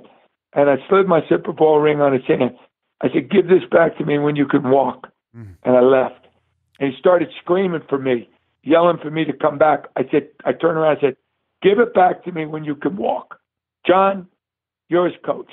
And I walked away. Now, I did have a girl who was with me go back and get his name and phone number because I decided, if I'm going to do this, I really want to call him. So she went back on his name and phone number, and about 4 or 5 months later, I called him up. I said, Mitch, how you doing? He goes, Phil, I'm doing great. I'm going to do it. I said, when you going to walk? He says, I don't know. I said, okay, no hurry. You wearing a ring? He goes, yup. I said, good. So that went by, a whole year went by. Now it's the next season. And he calls me up, and I gave him my phone number, and I checked in with him every couple months. And he goes, I'm going to be ready to walk by the Super Bowl. So every year I go up to Reno for a Super Bowl. And Conrad Dobler and Glenn Corrado and myself and Tony Hill from the Cowboys, we do a Super Bowl show. And I knew, and I wanted an audience. I wanted to see. I wanted this guy to get out of the wheelchair in front of the cameras. So anyway, I'm in Pittsburgh. I see a guy named Dave Newhouse from the Tribune. He asked me where my Super Bowl ring was. I told him I gave it to a guy that's crippled, but he's going to walk again. Dave Newhouse is following the story. I called Dave. I told him that the guy's going to walk at the Super Bowl. And we invited Dave and his wife to come up. We invited ABC, NBC, ESPN, everybody to come. They all showed. Before the before the game, he's in we got a couple thousand seat auditorium where we watch the game every year at the Silver Legacy Hotel. Mm-hmm. And Glenn Camrano got up and introduced and said, ladies and gentlemen, I'm sure you're aware there's all these cameras here today, and they're here for a reason. I think if you've been following this, Phil Villapiano gave his Super Bowl ring to this guy, Mitch Ulrich. Mitch Ulrich is in the audience today wearing number 41. He has not walked in 6 years. He's going to get on this stage, and he's going to walk in front of you people. And then one of my friends started going, Mitch, Mitch, Mitch. And the whole place started going, Mitch. A couple other of my buddies picked up Mitch Ulrich out of his wheelchair and picked him up and put him up on the stage. I was on the stage. I quieted the audience down. And then I looked at Mitch. I said, Mitch, give me my ring back. And Mitch was on the stage with two little canes around his hands. And he started shaking like a leaf. And he just kept shaking and shaking and shaking. Wow. And finally he moved 1 foot about 2 inches. And he almost fell. But he grabbed his balance. And then he started shaking and shaking and shaking. And he moved his other foot about 2 inches. So technically he was walking. But no, he threw his crutches away. Now he almost fell. One of the guys had to grab him, and he shoved the guy. He didn't want anybody touching him, and he shook. And I'm talking 45 minutes. He got his momentum, and he moved his foot. And meanwhile, I came over, and then he just dove on me, and we hugged each other up on the stage. Mitch Ulrich walked in front of all those people, in front of all those television cameras that were there that day. And Kenny, it was unbelievable at this time. So now we went out and we had a great dinner and we congratulated Mitch. He gave me my Super Bowl ring back. And the next day, my mother was 93 years old back in New Jersey. She's watching Good Morning America. And Good Morning America, the host said, you're not going to believe what an Oakland Raider did yesterday. And they had it. And they showed, and my mother had no clue. I gave my ring away for a year and a half, almost 2 years. And she watched, and she had a cell phone at the time. And after that show was over, which I didn't know was going to be on, my mother called me and said, Philip, you gave your ring away. How could you have done that? Blah, blah, blah. So it was so funny. I had my ring back, and I said, Grandma Chicky, I didn't want to worry you. You're too old to worry. Bottom line, it was a beautiful thing. And then to put the icing on the cake, we got so many people were honoring both Mitch and myself for pulling off something. We got a call from Oprah Winfrey, and they invited Mitch and I to go on the show. But we only had like 3 days to show up, so neither one of us could make it. But they had to film, and they sent somebody to Mitch's house, and they interviewed him in California, interviewed me in Chicago, and or wherever I was. And we did it remotely, but it turned out wonderful. And Oprah Winfrey gave Mitch a 1-year scholarship to go to a place called Project Walk down in San Diego. And Project Walk, most of the people there are motorcycle accident, bull riders, these guys that get thrown and smash their necks. And Mitch joined them for a year. And when he came out of there, he could use the crutches like anybody that has a broken leg. That's how good he got down there. So let's say he's not walking, but when you're in a wheelchair for the rest of your life and you can use crutches, you've done wonderful. Yeah. And that's Mitch's status right now. Yeah. So all good, big guy. And that's the story of Mitch Ulrich. And I got a lifelong friend, and his kids love me, and his wife loves me, and it's all good. That's an incredible story. Thanks for sharing that story again, Phil. That is really inspiring. Yeah, it was a beauty. And the reason we got on Oprah, it was the most inspirational person they picked 5 inspirational people that year. Like one guy was a band member. I remember this down in Los Angeles, and he was making instruments for his kids, or they find him in the street and fixing them up. Oprah gave the guy, everybody in the band, brand new instruments. And there was a group of girls up in Alaska that formed a rescue team, and they were driving like a little teeny Jeep. She gave them something that could drive. It almost was like a tank, could drive through anything. Wow. And that was for them. So Oprah did beautiful things, and just wanted to bring those other people up too. So an inspirational figure in your life and a lot of our lives as fans, and many other players and coaches that have passed through the doors with the silver and black is Al Davis. I mean, without Al Davis, there'd be no Raiders. You said it yourself. What effect did Al's passing have on you? And if you could talk to him one more time, what would you say to him today? Man, I would just let him know that, he was, I don't have a lot of people that I've looked up to in my life and learned from, and I don't want to say the word worship because I don't use that word, but Al Davis to me was a father, and besides being a father, he was the greatest football mind I ever met, and I love when somebody dedicates their whole life to being the smartest at anything, and Al Davis did that. And I used to talk football with him. I have a mind. I remember every play that I ever played in. I remember it's just the way I am. I remember who beat me. I remember who I beat. I remember everything. And Al could do that for everybody on the field. It was amazing. And he would come up to me before games and tell me exactly what the tight end was going to try and do, what that coach was going to try and do to me. So I worship the guy. I love the guy. And if I had another drink with Al that he doesn't drink, but if I could sit down and talk to him a little bit, I would just try and explain to him that he was doing everything right. And what he did with the Oakland Raiders, he created a team in his image that was fantastic. And it was in the game of football being the nastiest, rottenest, toughest game there could probably be, with finesse, with nasty, rotten, tough, finesse. There's always room for finesse and great athletes.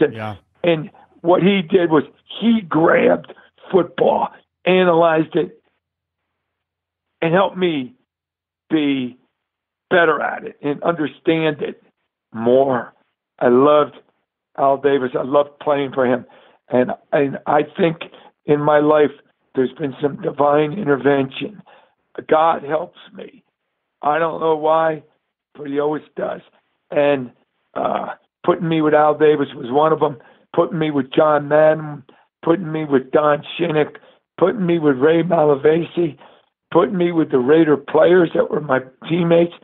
There had to be some divine intervention. And that's weird, but that's the way I feel.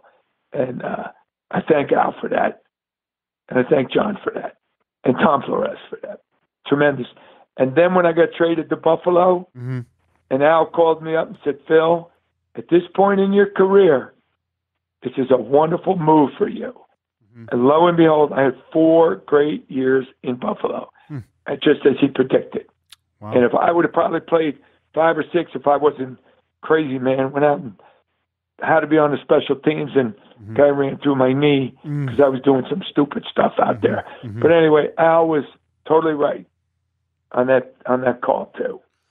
And when I retired, he offered me a job, and probably, right now I'm 40-something years into a shipping career, and I was working so hard in the off seasons, 5 off seasons, when Al offered me a job with the Raiders. I didn't get it. That was probably one of my biggest mistakes that turned out to be a pretty good mistake. Wow. So who knows what my coaching career would have been like, but I've turned shipping into a very good thing. So, that's the only time I didn't listen to Al Davis. You mentioned having a steel trap for the plays that you were involved in, and you've been on the show here for a minute now, but I'd be remiss if I didn't talk to you about two plays that go down in Raider history. One, maybe heralded as one of your greatest moments amongst Raider Nation, and the other one, possibly the most frustrating. And I think you know what I'm talking about. First and foremost, there's a quote from Super Bowl 11. The Vikings were right down on the goal line. They were threatening to score, and you had shouted out that you had them right where you wanted them. Explain to us a little bit about the context of that quote and what would happen after. Okay, that was, I didn't really even realize, because when I'm on the field and I'm playing, I do and say stuff, and all I know is we were prepared. John Madden prepared us for the Super Bowl game. We knew everything the Vikings were going to do. And they had a formation where they would take out their two wide receivers and bring in two more offensive tackles. Okay. And I'm watching film, and every single time they brought in their offensive tackles, they ran off tackle or off guard. Never did another thing. When they're down on the 2-yard line, they tried to run on first down. I was very happy that they swept my end, and they tried to, and I made a play. And now they pulled out their wide receivers, and here comes their tackles. I always looked at Monty Johnson had his back to the offense, so he would be talking away from them. I always kept my eye on the offense. When I saw stuff, I would relay that message to Monty. I said, "Matzo ball, we got him where we want him. They're bringing in Jumbo." Now, he or nobody else knew why I said we got him where we want him. But I'm thinking we're the best defense in the league. And if they only run 2 plays, they're not going to score. And I saw our extra linebackers come running on. So what we did was they took out wide receivers. We brought in linebackers, and Floyd Rice got next to me, and they pushed me down on the offensive tackle. Okay? And where the tight end usually lined up was now a tackle. And then the tight end was even further out. But we called a thing called jumbo pinch. And I knew, I'm just a lot quicker than an offensive tackle. I'm over Ranieri, and we called jumbo pinch. As soon as that guy snapped the ball, I was in the backfield.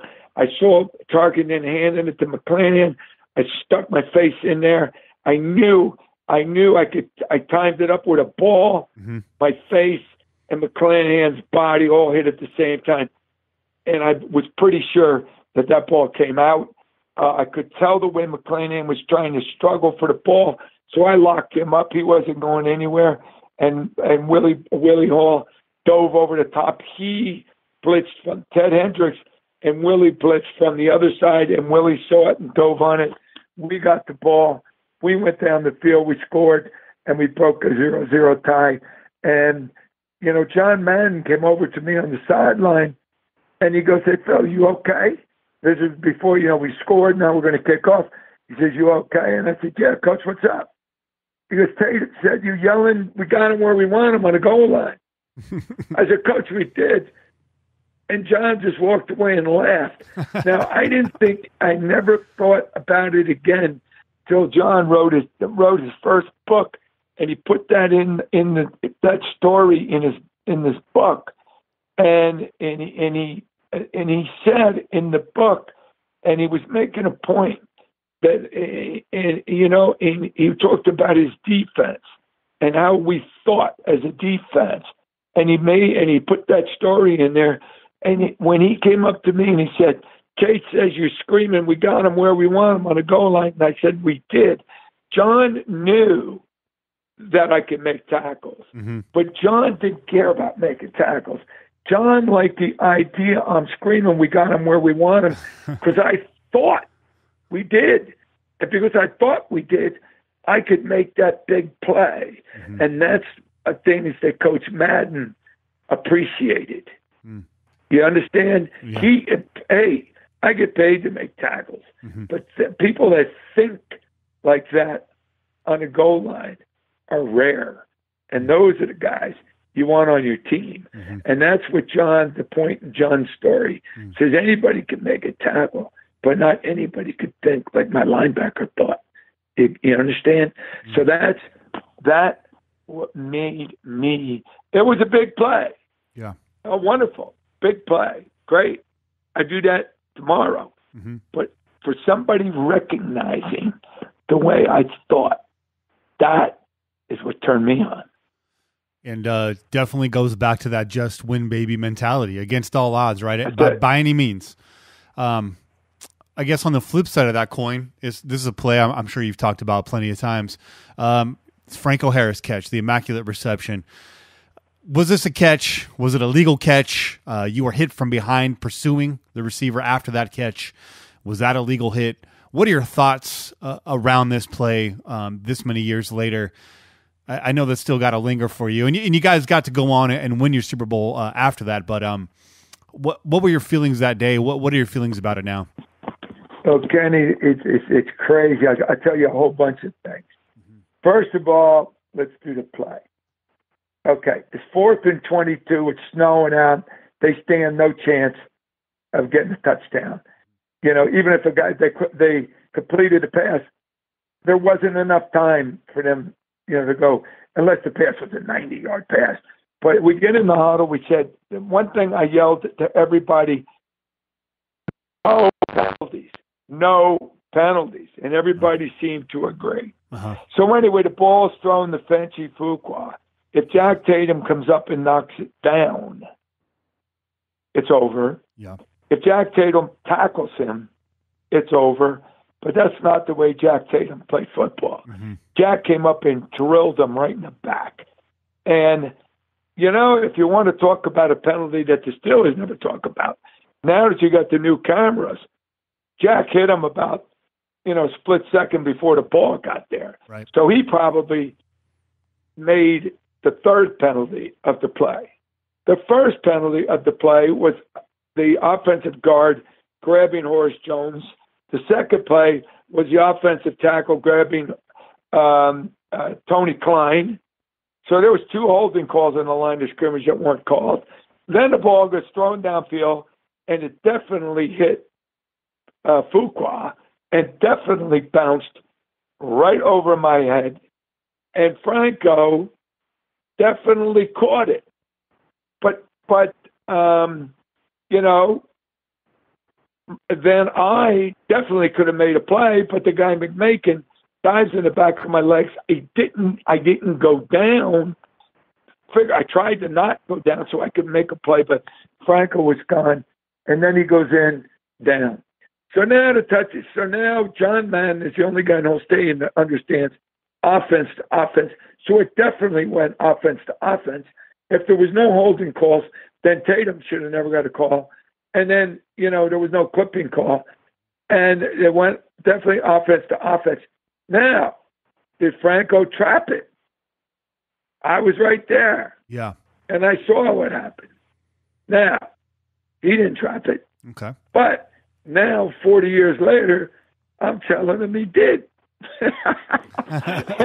40 years later, we're telling him the referees were scared to come out of the tunnel, and they were afraid. So they knew Madden was right, but they weren't going to say no touchdown. They would have got killed. Yeah. So over the years, this thing has changed. Mm-hmm. McMakin, a tight end, him and I've laughed. He says, I definitely dove an inch in the back of the legs.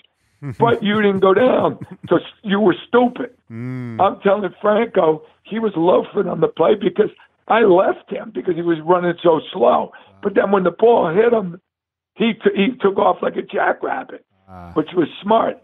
Now, if you see the new film, you look at Franco bend down so far down, you think, and it never goes all the way to the ground. So I tell him, Franco, you definitely trapped it, which he didn't.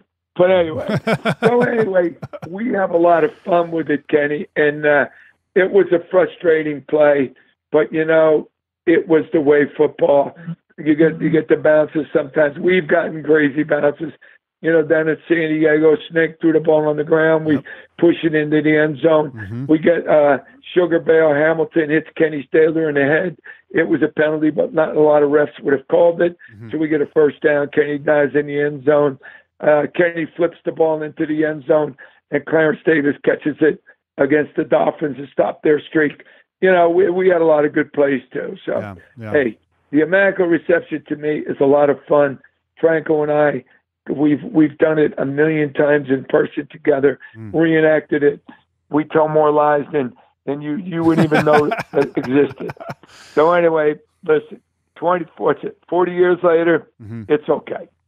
You know, God bless them. So so Raider Nation, you could breathe a sigh of relief now. It's time to let that one go. We've gotten our Lombardis after that, and thanks for laying out the story. Now, before I do let you go, just a little bit now, present day. I know you're out there in Jersey, and you guys were hit by a devastating hurricane not too long ago. You've been involved in the rebuild out there. What are some of your efforts in helping with the Jersey Shore rebuild, and if they can, how can people get involved with that?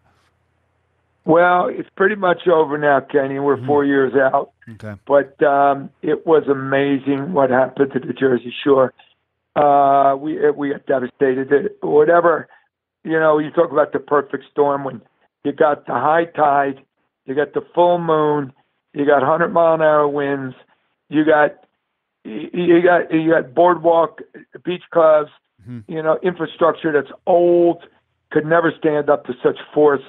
And, you know, you got a river and you got an ocean that became one, just devastated our whole area here.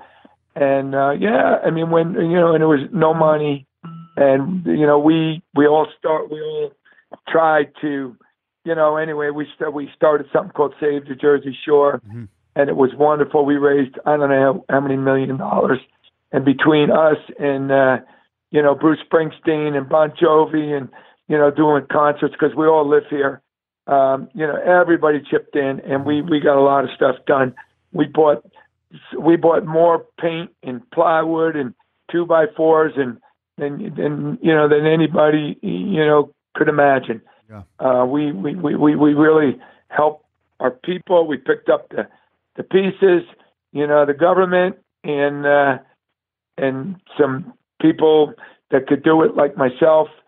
You know, I was able to, you know, help, and everybody helped, and it was wonderful. We all stuck together, and it took us a couple years.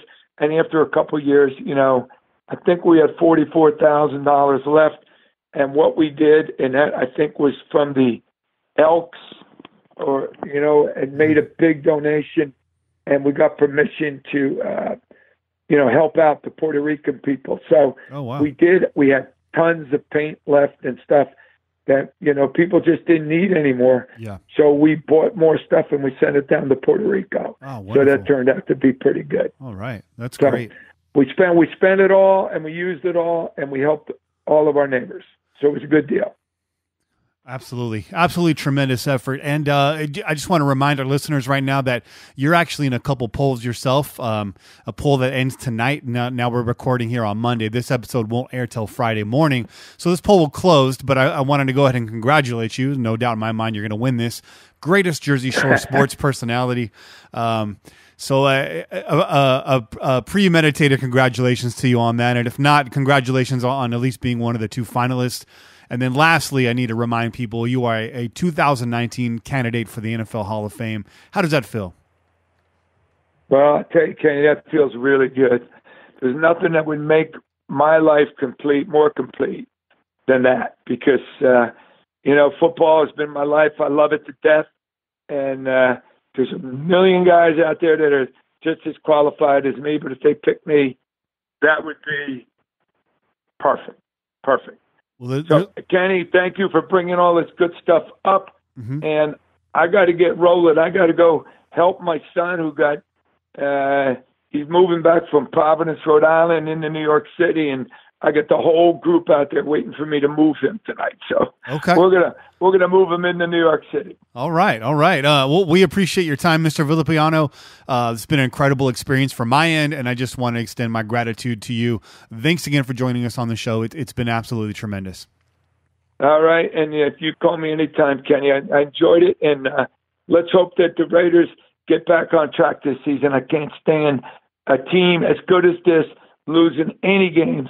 And I'm so glad the coach is back, Coach Gruden, and I can't wait to watch this 2018 version of the Silver and Black. Can I get a Go Raiders from you, Phil? Go Raiders. Absolutely. Thanks again, man. You have a good evening. Thanks, Kenny. Bye-bye. Bye.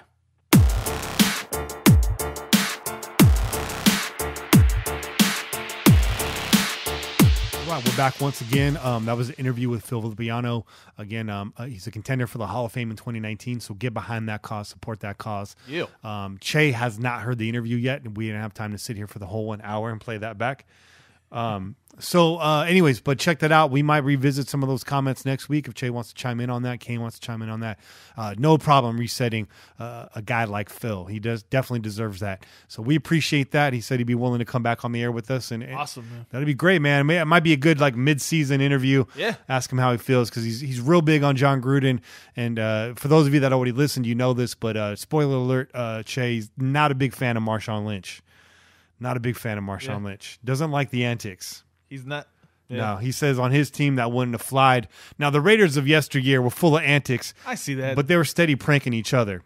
Yeah. You know what I mean? In his day and age, if you ran out to protect the Kansas City Chiefs, that might be your life. Yeah, I can see that. See that. I see where he's coming from. That's old school. That's old school hard-nosed football, man. Yeah. You know? But just to get I respect it. Just don't get it twisted, guys. It's not a race thing. It's not a political thing. I know Phil's an older generation guy. I know he's a white male. I'm just saying that because it's all the obvious stuff. Right. And some people might go there because you know how it's a hot button society we live in now. That's not what it's all about. He just wants the guy to kind of know his role a little bit and play inside of himself. You know, let it speak on the field and hang loose with your buds, man. You know, save that stuff for the locker room. He's told some stories about Raider pranks. We didn't get into it in this interview, but it's out there online. You could read some of that stuff. They're pretty funny. I wanted to get there, but man, I got an hour out of him. I couldn't ask for much more. So let's do some shout outs, man. Shout outs. Yeah, shout out to Dave Gonzalez. Shout out to Raider Roddy, Jordan Alexis, Nate NW83. Shout out to Scary J Blige. Yes, I like that. We should have an award for creative Twitter names, man. That's a good one. I liked Raider Roddy too. You should change it to Rowdy Raider Piper. There you go. Rowdy Raider Piper. Shout out to Kai. Shout out to Lechero. Shout out to Chad Raider. Lechero. Shout out to Chad Raider Faller. Shout out to Luke Heitman, Rollicking Raider. Big shout out to Donald Day. Both you and Rollicking Raider enjoy our conversations online. Shout out to Sam Herbert, Shane Gordon, Ben Jammin, JT Pennington. Shout out Raider Cannon. Appreciate you too. Good to see you in the Raider chat today on YouTube. Shout out to Carlos J. Claudio, Richard Lee, James Harris. Not the James Harris, but James Harris. Shout out to Rude Boy G, Raiderette Cutie. Make sure you follow her, fellas. You know why. Shout out to Jazz Neil Baines and Duflas Gonzalez. Am I saying that right, Che? What? Anduflas? Anduflas? Yeah. I don't know. I can't see it from here. So I'm going to go ahead and say yes. That's a name I haven't heard before, but I like it. Shout out to Harvey Webb. Shout out to Nick Thompson.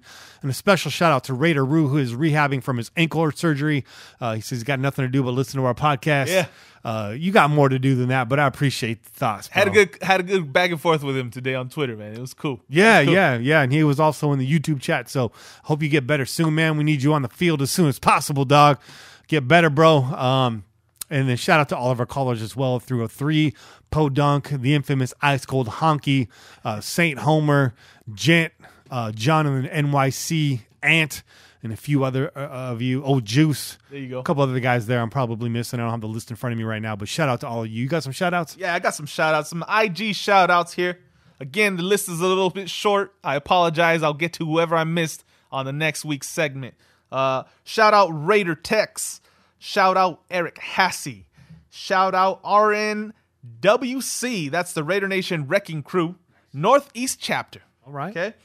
Shout out J Tapia 21. And shout out Ben V 91. Beautiful. Yeah. And Eric Cassie, man, that's a good friend of mine. Well, I'm going to say, I'm not going to lie and say he's my good friend. He's a guy that went to a lot of tailgates with me and my crew back in the Gruden era. Cool dude, big Ace fan, really big Ace fan, big baseball dude. So he says his brother might listen to the show. But Eric, man, it's been a long time, brother, since I've seen you. Hope you're doing well. Hope you're still grinding away, and big fan of East Bay sports. So much love to you. Much love to everybody out there and everybody that joined us for the live stream. Those of you that missed the live stream, we will keep the videos archived. You can go back and watch those if you want. Put in a little small window at work. Check that out while you're doing your reports and whatnot, pounding those phones. We appreciate you. Again, download the app, iOS and Android. Just search the Pillaging app or the Pillaging Podcast on your app store.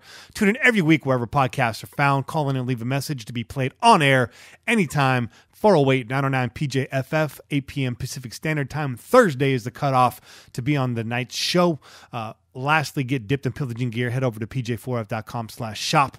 You find yourself a nice t-shirt, nice little mug, beer glass, what have you. I think there's a flask up there too. All the good stuff. And just in case you forgot, I'm Kenny Stapler, joined as always by your boy Chick. We out here. Peace. Go Raiders. Just win, baby.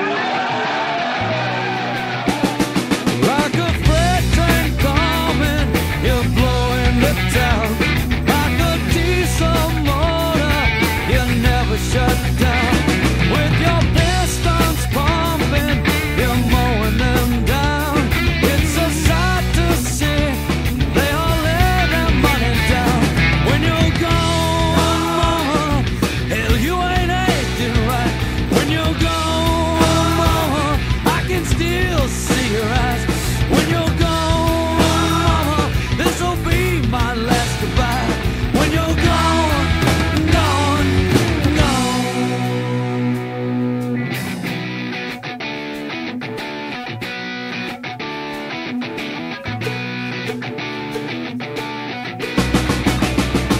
when the sky is gray and the night sets in, it's your cue to do it all again.